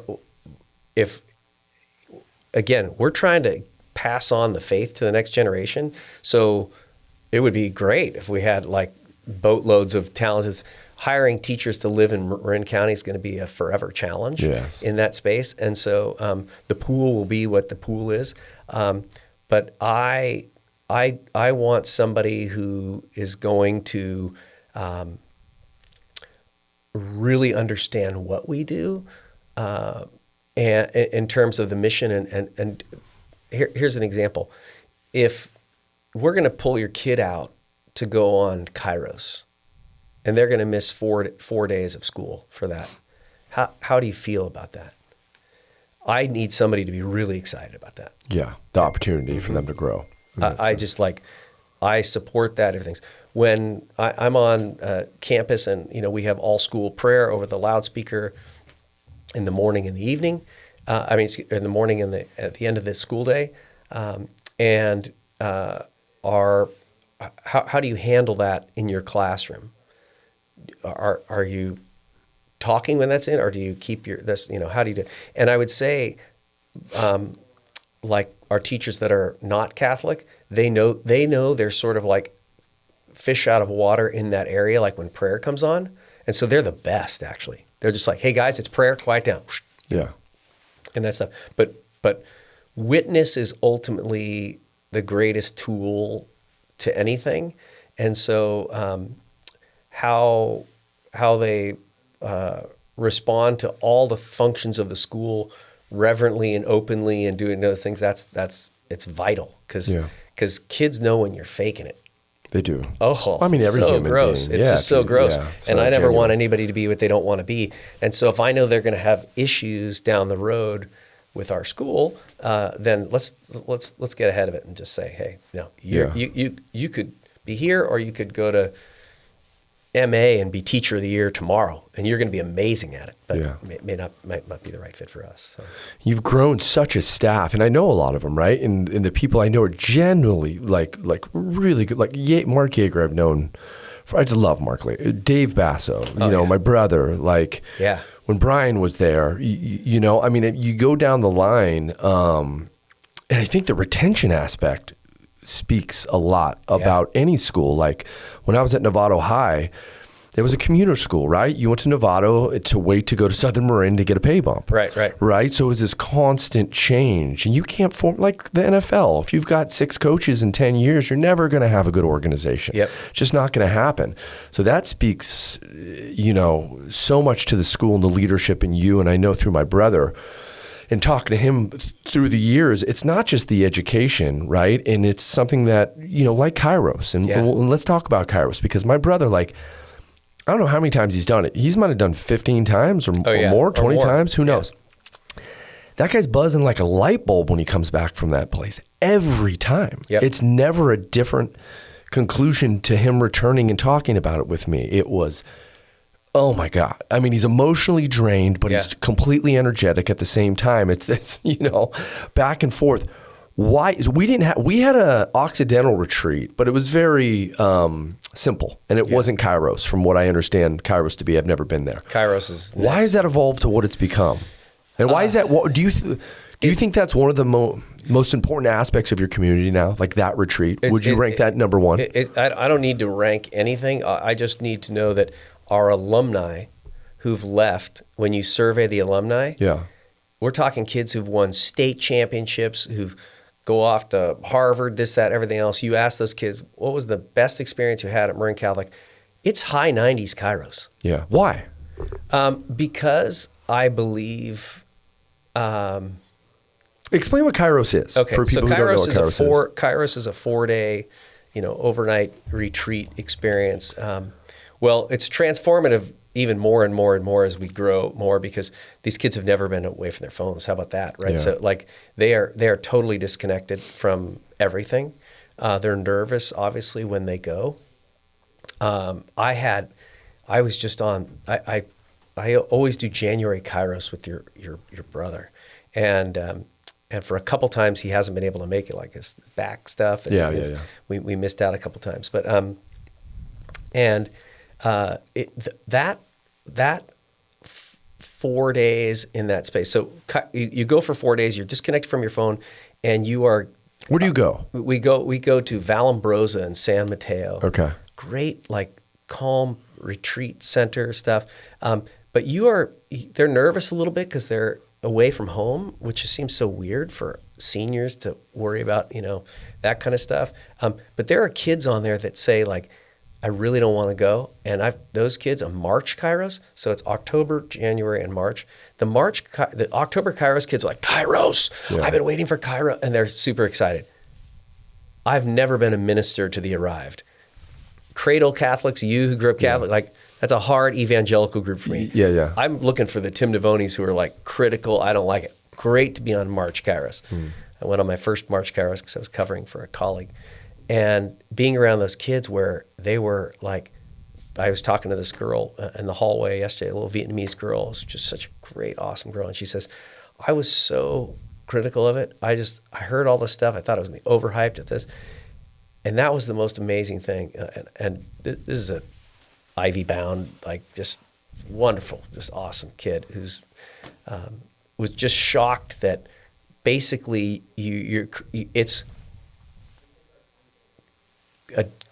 God has created a space in there that just destroys by wonderful plan, and it's the Kairos plan and model is amazing, but it evaporates every socioeconomic clique, every group clique, every this, every that, and provides an atmosphere for kids to encounter each other without any barriers in the safest place. And what kids have to understand in that is that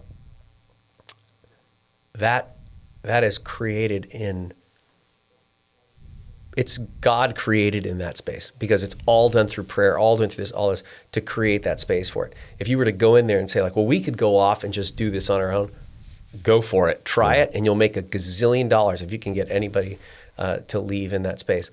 I heard a talk from a senior girl this year that was the best talk I've ever seen in anywhere, any form, any way ever on forgiveness. Yeah. She prepped it? Was it like spontaneous or something she knew she was going to do? No. It's all student run. So students run the retreat. Oh, no way. I didn't know that. And there's a few adult talks. Your brother will give a talk. I do the closing talk on the last day to the kids, but it's pretty much student talk. So it's peers talking to peers. And then you go into small groups and students are leading other students in these small groups. And the adults are there to just kind of help facilitate in that. And it's absolutely, you have to experience it. It's hard to, it's really hard to put into words, but they come out forever changed. I heard the honesty. Yeah. Is second to none. What Joe doesn't share. It's very confidential. What kind of happens there stays there, right? But he's always Catholic Vegas. Yeah, totally. He's always blown away by students he didn't think would be forthright and honest about what they're going through that end up being, the true sharers of that retreat. Yep. And the acceptance, right? And the fact that Marin gets looked at, Marin Catholic is probably the beacon of this, right? Of this perfect county in the middle of a perfect country. Everyone's got money. No one's got problems. Everybody's got problems, right? And kids aren't given the opportunity to share those problems. Yep. And he is like that component to him. He was so excited for Rowan to go there. I was on hers. And were you? Yeah. God, I love her. Oh, she's the best. And I wrote her. He's like, you got to, can you write her something? And I was like, oh yeah, I'll write her. 5 pages later, I literally sat down on the computer and I just couldn't stop talking, it just went in a million different directions of what I was hoping for her and life and all these different things. So it also, that second component of getting the people that love those students an opportunity to share, which you don't get all the time. Yep. We want to. I say I love my kids 14 times a day. Yep. But do you get to write a 5-page letter to them? Yeah. And really spill everything, of what you want for them and, who they've become and, so on and so forth. So it's like, it goes far beyond just the student population. Yeah. It goes into the teachers. It goes into the families. Oh, yeah. It just leaks into everything. I'll give you this one little story from one of the reasons, like, you know, being away from your family is difficult, right? Being away from the school is difficult. All these things are difficult. It's just inconvenient. And everybody's for it because everybody who comes back from Kairos is changed in a positive way. Mm-hmm. So my wife loves I go to Kairos because I come back like an 80 times better husband, an 80 times better dad, 80 times this. And so it's worth it. So I was on a Kairos, and, you know, there's a lot of silence on Kairos, which is amazing. Planned? Oh, yeah. Yeah. Oh, yeah. A lot of silent hours, sometimes silent meals, where you just, like, you've encountered some stuff, and now you just, like, you got to sit in it, and you got to figure it out. And so I took this one silent hour, and I decided, like, I was reflecting on one of the talks just in my head, and I decided I'm going to write my son. My son was in high school. I think he's probably a junior in high school. How old is he now? He's 21. Okay. Yeah, he's my youngest. And I just was like, yeah, I've made some mistakes as a dad, you know? So I just felt like I want to own up on that, you know? This is a good time to do it. I'm going to reflect on it.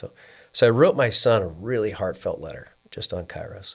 And I came home and I said, hey, I wrote you a letter, you know? He's like, oh, thanks, Dad. Took it away. That was it. So about an hour later, he comes out, right? He's just bawling. He's bawling his eyes out, hugging me, you know, and appreciative, right? And that was kind of it. Right? So next day, maybe it was the next day or 2 days later, I'm walking by his room, and there's my letter. He's got it taped up above his bed. Oh, wow. It's right above his headboard. It's like, yeah. It's right there, like on full display. And you know, the human as we are, my first thought was like, oh, that's embarrassing. Like, all your weaknesses.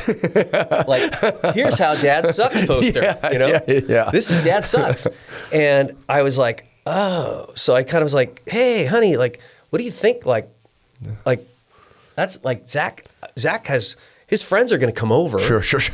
And I'm the president of their school. Yeah. And they're going to see, like, you know, Turd Navone. Like, this is not, this is, you know. And she's like, it's your journey. Like, whatever. Like, you know, whatever. And I was like, you know what? Leave it up. Look, let it roll. Like, I don't care. And that was hard for a little bit. But I was like little pins and needles when his friends came over. I'm like, they're going to probably see it now, you know, thinking about that. And man, the kids that come over to see that and read it and say, your dad is amazing. Yeah, what new respect for you. My dad would never write that letter for me. Oh, it's huge. You know, it's one of the early lessons I learned. I have a 7-year-old who's beyond his years, just intellectual thinker. He's just beyond. And I had to realize early on with him, because he's also a pusher, right? And he grinds you. This kid's he's going to be in sales. He's going to do something, but he's a dog looking for a bone, right? And one of the biggest things I learned early on as a parent was going in and apologizing. When it's like, when he was 3, you know, I lost my patience, man. Yep. The moment I did that, even in his young years, the respect, it changed our relationships. Yep. When I just could release and like, I'm at fault. Yep. My bad. Yep. You're at fault a lot of times too, right? Yep. But I know when I am too, and it's okay to talk about it. So in a letter form that he can review and go back to and dissect and think about, I mean, that changed your relationship for forever. It's literally a sacramental. That's it. Yeah. That's the key, is that it becomes like a confession, do you think, in a sense? 100% in a way. And so when you were earlier talking about like the rhythms of the church, like different, you know, we find it here, we find it there, and just different ways, stuff like that. Oh no. The high point of Kairos is one of the nights when the kids get to go to reconciliation, go to confession. Yeah. And they've had like the highest of the highs. They've had an experience with God. They've had this stuff. They're hearing things. A lot of stuff's coming up for them.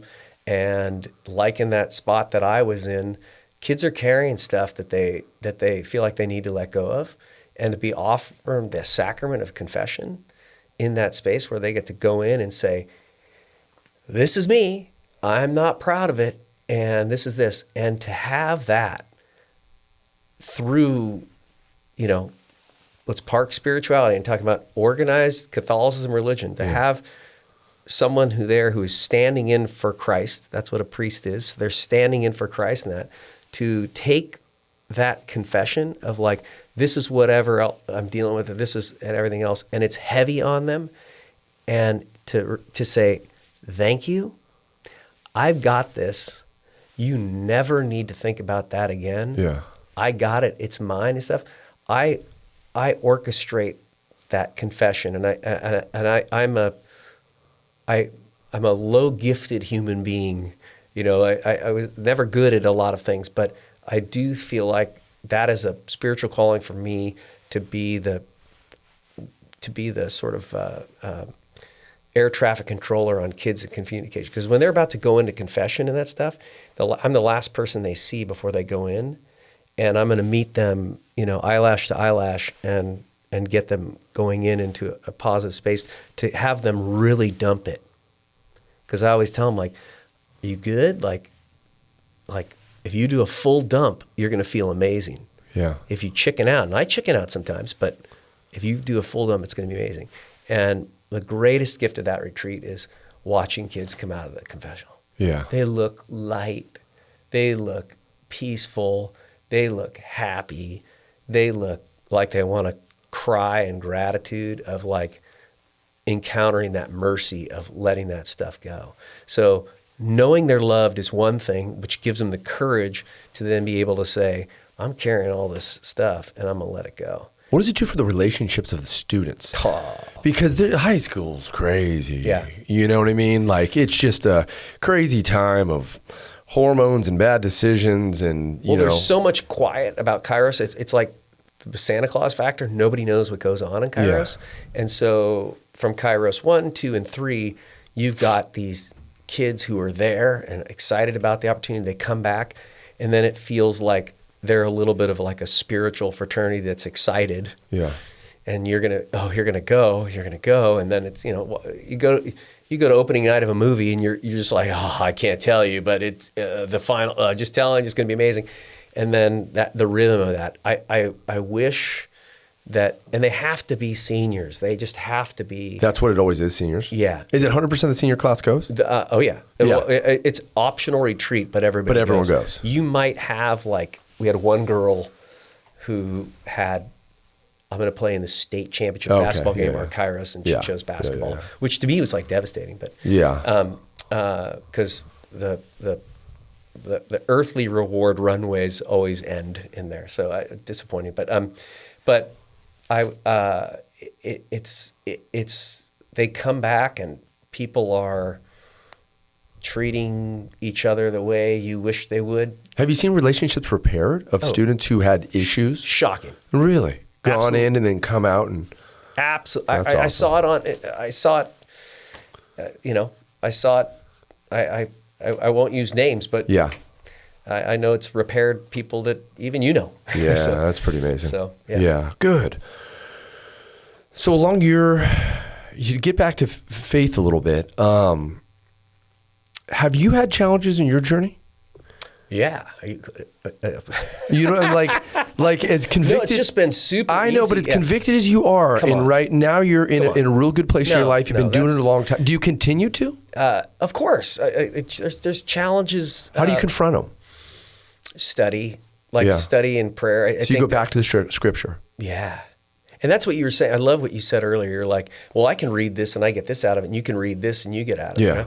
And that's what it's literally like the living word, right? So it's like, that's what it's there for. It's alive. So it's the living word in that way. So I have, you write, I look at my old Bibles, from my 20s, all these little notes I wrote in the margins, and I was like, oh, I know, 20-year-old brain. And now I encounter the word in a different way, and I'm doing it now with a colleague and a senior big football guy, and seeing, he's just to see those perspectives from the same stuff we're reading is kind of beautiful. But yeah, of course we're human beings. And I think people, that's always why I thought like the religious and the shots at the Catholic Church as an institution gets there.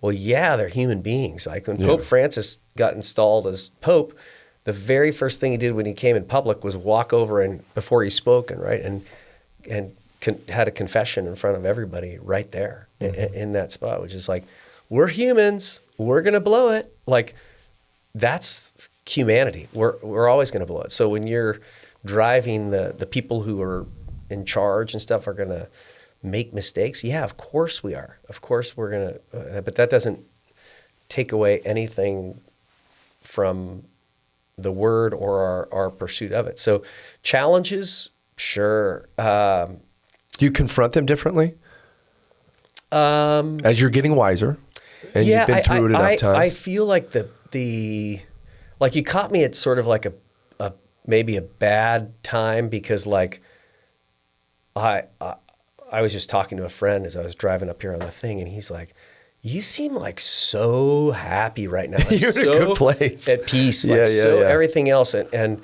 the things that like like maybe a younger me would be like really nervous about enrollment." Or really stressed out about, are we going to raise enough money for the campaign? Are we really going to do this stuff?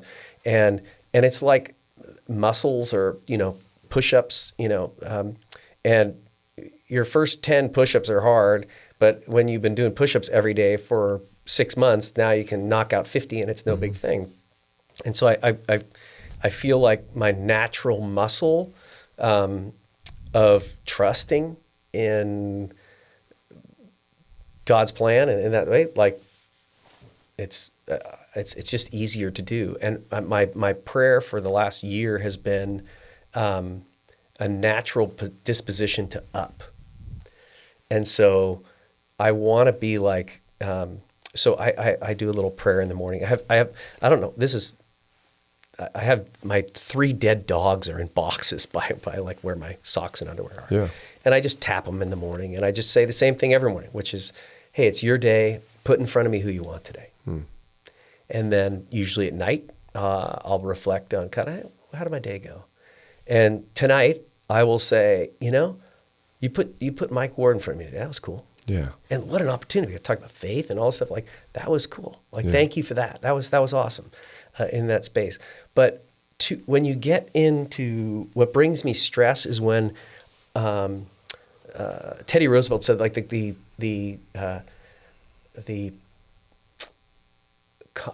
what is it? It's a great, the destroyer. Hold on. Destroyer comparison is the destroyer of joy, right? Yeah. Comparison is the destroyer of joy.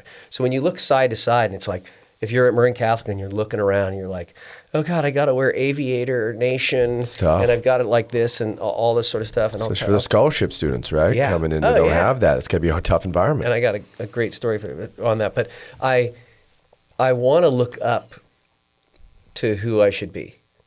And then when I look side to side, it's only like, who do I need to serve? So let me look this way. Our kids in high school are looking side to side to fit in, which is going the exact opposite direction on what your God-given identity and your uniqueness and your beauty. So here's a great story. So I tell this on retreat on the January Kairos. I said, hey, a lot of people come to Marin Catholic who are not Catholic, and their first mass they ever encounter is at MC in the gym. Can you imagine being a freshman girl and you come to MC and you go to mass, your first mass, and then she gets in the car, her mom picks her up and says, hey, how was mass today? I said, what do you think she would say to her mom? I'm asking kids, what do you think she would say? And the kids will say like, oh, it was pretty cool. It was kind of long, but there was like incense. A lot of kneeling. And I was like, that's not what I think a freshman girl would say. At Marin Catholic, a freshman girl gets in the car and her mom asks that question and she says, I got to get cowboy boots. Yeah. And the kids laugh at that because everybody wears cowboy boots. Well, here's the beauty of it. Some girl wore cowboy boots to Mass, and the dean sort of saw that and thought that was not cool. And so let her know, hey, that you can't, that's disrespectful. You can't wear the cowboy boots at Marin Catholic. And the girl said, oh, okay, that's fine. But like, I looked in the dress code and it didn't seem like you couldn't. So, and they said, well, it's not right. So you just can't do it. So I'm not in the daily ops. I'm on the background of MC, but we meet with the leadership team. So here we come to the leadership team, and here we are, and cowboy boots are like on the agenda. They're talking about, we got to put it in the handbook now, and no cowboy boots and everything else. And I don't ever try to flow chart like, hey, I get to make the call because I'm the president kind of thing. But I was just sort of like, what's wrong with cowboy boots? Like, what is wrong? What was the decision about that? And they were like, you don't care? Like, you don't care? It's just a different type of shoe. I said, listen, there is nobody that I know who's more on fire for faith than my daughter. She lives in Fort Worth, Texas. She wears a sundress and cowboy boots to Mass all the time. She's amazing, and her faith is on fire. It ain't nothing to do with her boots. So it was kind of like, well, what do we do? And I was like, well, what do we do? I got to find this girl so we can apologize to her. Tell her she can rock her cowboy boots. That's awesome. I'm all for it. Well, kids talk. So we go to Mass, like the next Mass. Everyone's got boots. There's like 8 girls wearing cowboy boots. Now the whole school wears cowboy boots. And what I was telling the students is, listen, that girl wore cowboy boots to be her. And to be comfortable. To who she was. Who she was. And be unique and step away from what everybody else looked like. And she stepped it. You're all wearing it to fit in. She did it to be herself. So I left them with like, what's your cowboy boot? Like, what is it? What is your cowboy boot? What is it? Individual to you. What is that? And you gotta step that, and that's come out with like, be who you are. That's what we're trying. That's the only thing we're trying to do. I'm just hoping young people have lives of flourishing and being who they were God-given gifts, talents, abilities to be. Because when you're yourself, that's the same way I approach college. I tell kids all the time, all the colleges are the same. In fact, you might even get a better education on Khan Academy at home if you just nestled down and did your studies. But when you go to a college, just pick a college where you feel like, I could be me here. Like I can be me. I can wear my cowboy boot or whatever that equivalent is. And when you are comfortable in your skin and who you are, you're going to flourish, and people are going to be attracted to that. Just like everybody else was attracted to wearing the cowboy boots. So you can kind of be that leader. That's all that I want for kids. And my recipe for that landed me in, because I got that through my faith. So my family, they're not faith. There's no Catholics in my family. I'm swimming upstream, and my friends, I don't know, outside of my work, college friends, but my friends aren't practicing Catholics.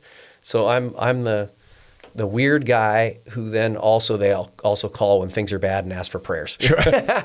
Always. Can you ask those nuns to pray for my escrow? Well, what do you say to when you talk about the non-believers at Marin Catholic, and there's not non-believers, non-Catholics, and I don't know what the percentage of the population is, but they're there. Have you ever had a kid come up to you, freshman, sophomore, and say, "Hey, I wasn't raised a Catholic.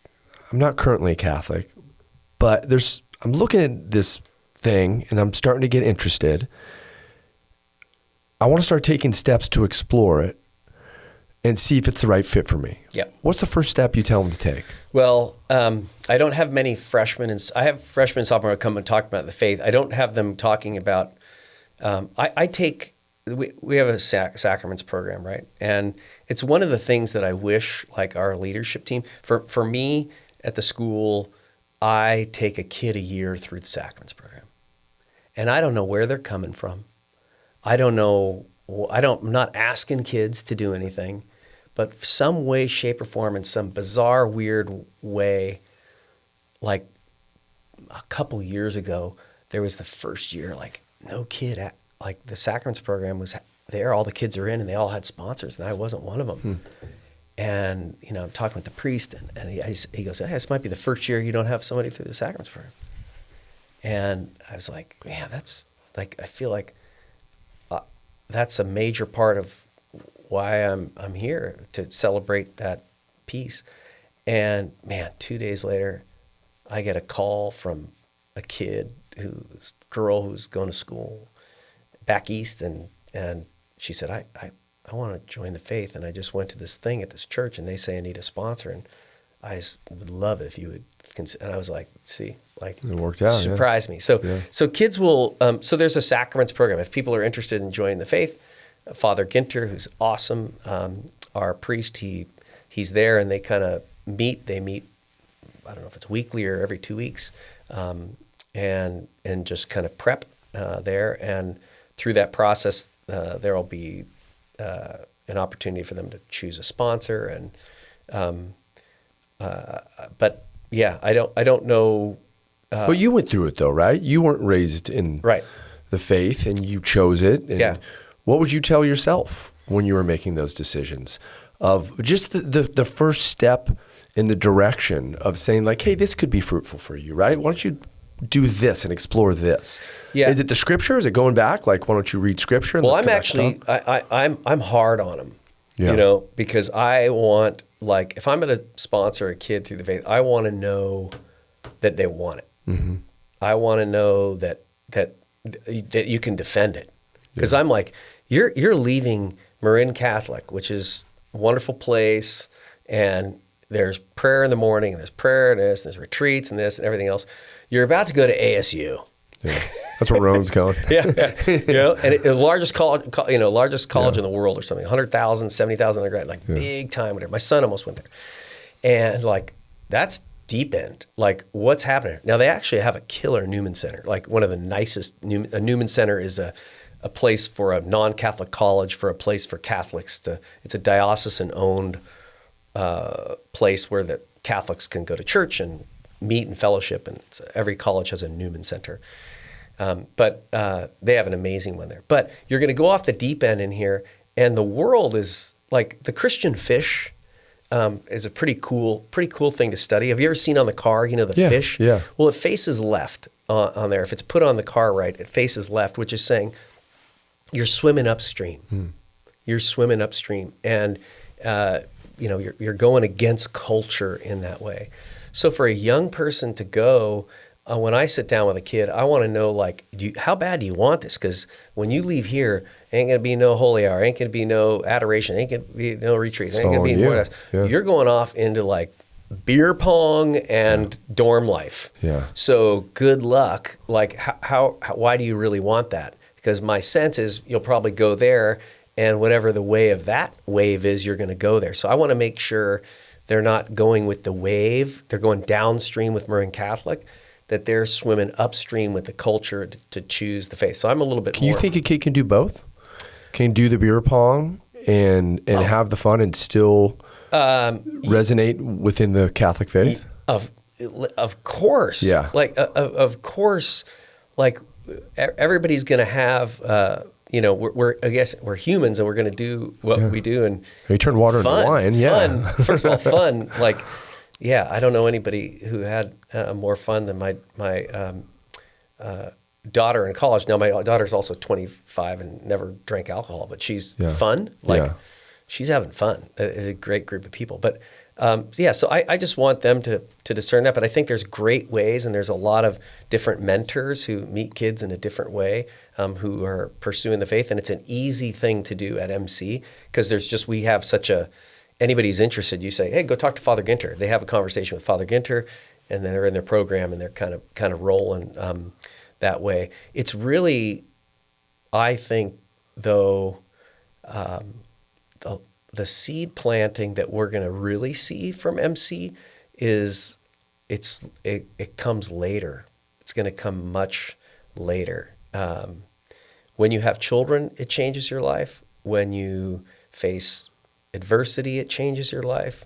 And so we are like a trail of tears. People, when people face adversity, they come to MC. There was one talk this girl gave once on a Kairos. It was so great. Really, just a really difficult life experience that we wouldn't want for any of our children. And she was searching, and she said, I just knew I needed God in some way.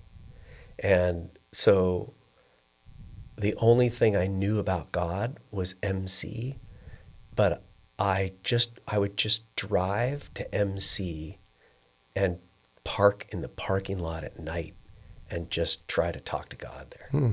That's such a massive win for somebody, you know, for like, you know, and I'm not suggesting this was this for this kid, but like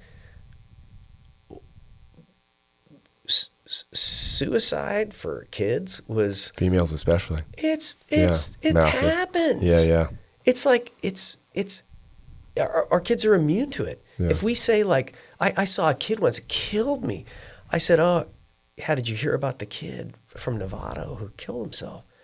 And the kid's like, he's like, oh yeah. He's like, I didn't, don't worry, Mr. Mo, I didn't know him. So, and I was like, wait, that's not affecting you? No, yeah. Like, you know, it's become that condition that that we're just going to be like, yeah, I didn't know him, so it doesn't matter. Like, no, that should matter. Yeah. And so, but for that seed planting that we do, if that means some alum is going to come back and pull into our parking lot at night and find that that's where they had it at MC. It's a big win. For me, when you say like, well, you're running a business, you know, well, my business is how many people am I going to get to pull in the parking lot? That's when I'm measuring the bottom line for what we want to do, because I got a grand piece that settled me, and I just want people to do it. And maybe shocking to the kids, I don't get commission on it. Yeah. I'm not making commission on, you know, so why would we want to be doing this? Commission in your heart. Yeah. Well, it is. And you lean back, like I don't go to mass hardly ever anymore, but I tell you, in the most trying times, I'm sneaking in to a church, and I'm sitting in that pew, and I love an empty church. Yeah. I always have. And there's some comfort to that. I've leaned back on it throughout my entire life, and the smells and the stained glass and the wood, and I'm there. Yeah. I mean, that is where I go still, 47 years old, to lean back on it. So a couple more questions. Sure. What's one of your favorite traditions within the Catholic Church? Oh, within the Catholic Church? Well, whether it's a sacrament or whether adoration is the key, I think. So Eucharistic adoration, right? It's the Blessed Sacrament. They just put it in what is called a monstrance up on the altar. You know, it's this thing that looks like the sun, this just ornate thing, and the priest will come in and put the host in, and you're as Catholics, we believe, right, that consecrated host, this is Jesus is here, like this is real, and that's the real, like kids will say, what's the difference between Methodists and Presbyterian and Catholic and everything else? I said, well, I can tell you this. The Catholics believe that is the real presence of Christ in the consecration, that he is here in this host in here. That happens. It's hard for me to wrap my head around as a kid. When I was young. It's hard for adults to wrap their head around. It's hard for you to wrap around some Sundays when you have a lot going on and you're coming up to receive that. I had a kid who I took through the sacraments program, one of our quarterbacks at MC, and he'd gone through the sacraments program, and he came to church, and we're kneeling next to each other, and we're about to come up and receive communion, and he says, Mr. Navone, what am I supposed to be thinking right now? You know? Yeah. And I was like, well, that's a trip. Like, he's just kneeling down, and we're about to go up. And I said, well, think up there, you're about to see him. So just like you're about to walk up and go face to face with him right here. And like that's what you should be thinking. He's old now. He still remembers that. He's like, whenever I get distracted in mass, like this thing, I always tell myself, like, I'm about to meet him. Like I'm coming face to face. So adoration, though, while we're not receiving him into our bodies like in the mass, which is an amazing gift that I choose to do every day, but Saturday, to sit in his presence, right? So the Mass has function, right? We're singing, we're responding, we're kneeling, we're walking up and down, we're passing the peace. There's so many functions to the Mass. But at MC, we have the great gift of having Father Ginter on there, that Sunday nights or a Wednesday day at lunch in there, you walk into the chapel and Father Ginter's in one of the confessionals. So if you need to get something off your mind, that's a place to do it. Otherwise, it's just radio silent in there. And it's kids in there and adults in total peace and quiet. And for me, it's like massive. Like I need that quiet. And just as we talked about, you and I, like we need to go home. Mm-hmm. I get that on a Wednesday, or I'll pop by the chapel anytime. But to go in there when, with my belief system, that's just, hey, it's just Jesus and I kicking it in there. Like that's unbelievable. Yeah. And in just like the thought of like, I'm just here. Yeah. I have nothing to say, nothing to talk. let's just hang. Let's just be together in this spot. And it's transformative and addictive to kids because they don't get quiet. They don't get quiet. Well, it's constant distraction. They go in the room, their phone. Like you can't phone, and then you podcast until you fall asleep. Well, there's no moments of quiet. You're standing in a line at a store, you're looking at, there's nothing. And that's anymore. it. That might be the only place in Marin, the only 20 minutes in their day or 5 minutes in their day that they get to do that. And to see kids in there, like when you talk about measurables, like when I started there at MC, there was no Eucharistic adoration. Yeah. So, and when we talk about like, okay, maybe in the 90s, there were people rode their bikes and things were different. But right now in the world, it's so much information, different things. So if somebody from the past is going to say, wow, Marin Catholic has adoration on campus, they're so fundamental. I'm like, bro, these kids need peace. Yeah. They need some silence. They need to touch with themselves of who they are, and they need to do that. And so that's when I say I go to prayer in that spot, which is like, I know these kids need this.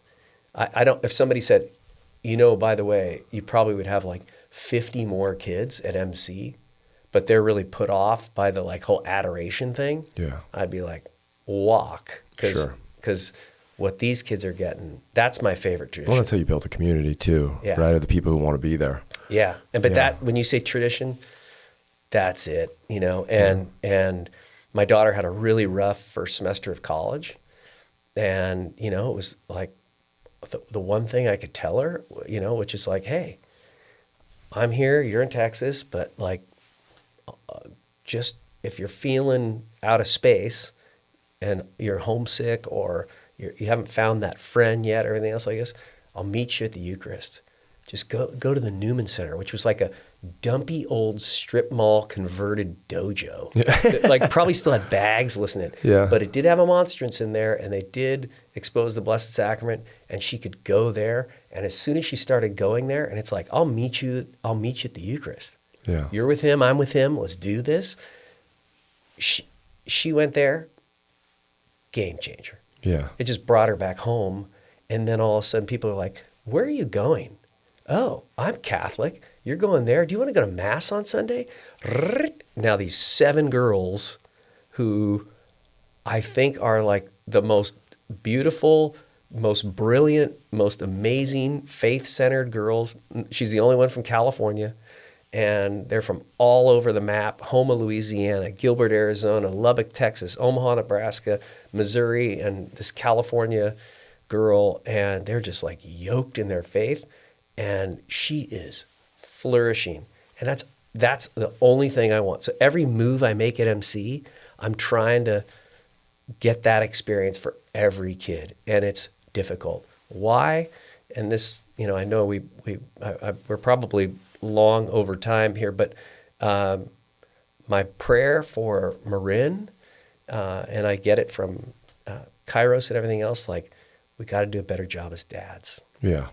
Dads, if dads aren't cracking, bully girls have bully dads. Yeah. And broken homes, and we got to do better as dads. Yeah. Moms are killing it for the most part. And there's moms that are screwed up, there's no question, but our dads need to step it up. For sure. Distribution of time especially, and just being there, just the presence. And to live in Marin County, to afford to live in Mill Valley, it's tough. You better be married to work, because and a lot of times that's two parents. And they're both tougher. Cracking. Right? Yeah. It's hard. All right, so last question. You might have answered it a little bit in that, but I asked this to every single person that sits across from me. And how old are you? 56. So another 20 years, let's say. Yep. You're 76. You're sitting on a beach. Yeah. Looking back at your life, what's going to define success to you in that moment when you reflect on it? Success that's cool. And I've thought about this a lot. Well, 100% relationship with family. Mm-hmm. But bigger than that is comfortability with death. And that's my gauge for my faith journey. At any moment when it comes, if I believe what I believe, I should feel. There's a great quote. But it's talking about that Saint Teresa of Avila, like we're just visiting this place right here. We shouldn't feel at home here. We should always be longing for the next chapter. So if I believe what I believe, then I'm fine dying, because I know where I'm going and it's going to be amazing, in that space. And if I got nervous about death, then I'm like, that's like, what's going on with my faith? In that spot. So success would be like, I'm ready to go. Job well done. Do you think about that often? Sure. I think about, I worry, about my children too much. I worry about succession planning, at MC, like who's going to fill my shoes and who's going to fill the principal's shoes and who's the next people. But, I look at it, I mean, it's a tip of the cap. When I see like your brother, when I see Mark Yeager, those guys, like it's their school. I already know it's their school. It's already their school. And I'm just serving in this position now until they're ready to do it, they're just, I just want to help it along, but I worry about that stuff for MC, and it's a foolish worry. Because it's saying ultimately I'm in control, God's not in control. No, he's gonna. Well, your shoes are gonna be tough to fill, and from the experiences that I hear, firsthand from one of the guys I love the most in life, and I trust his opinion probably more than anyone else's. I mean, what he said about you through the years has been consistent, right? And the respect that he has for you and your leadership qualities and your ability to communicate and your ability to connect. Mm-hmm. I think that's always a big thing with him, is how you can connect with everyone, right? Yeah. Whether it's a student or a faculty or a parent. There's hopefully you got a lot of years left there, but it's going to be a massive loss for the community. And I appreciate that, taking the time to come in. I know this is like a conversation that no one talks faith, no one talks religion. I was excited about it just because of, my upbringing. I don't get a chance just to hear someone as passionate and as convicted as you kind of explain it. Yeah. You hear it through different variations in life, but someone who's really used it as an instrument to really found their career and their path forward. It's been fun to listen to. Well, thank you for the opportunity. I'm always encouraged by lessons of humility. So when you talk about faith, and as we saw, the least church faith count in the counties, right? Seattle and Marin County, two least church. Is that really? Oh, yeah. Oh, I didn't know that. So I think we're number two in the country. You can't find some county outside of Wichita that has less practicing people going to church. Marin County in Seattle. This is it. And so if it's your lowest rated podcast, it won't be. That'll be a good lesson for us in humility. It would just be our gift. I'll get 600 MC alone listening to it. I know that. That's cool. Well, thank you for coming down. You bet, man. God I really appreciate it. You're awesome and gifted at this, and thanks for the opportunity. You as well. All right. Thanks. Take care.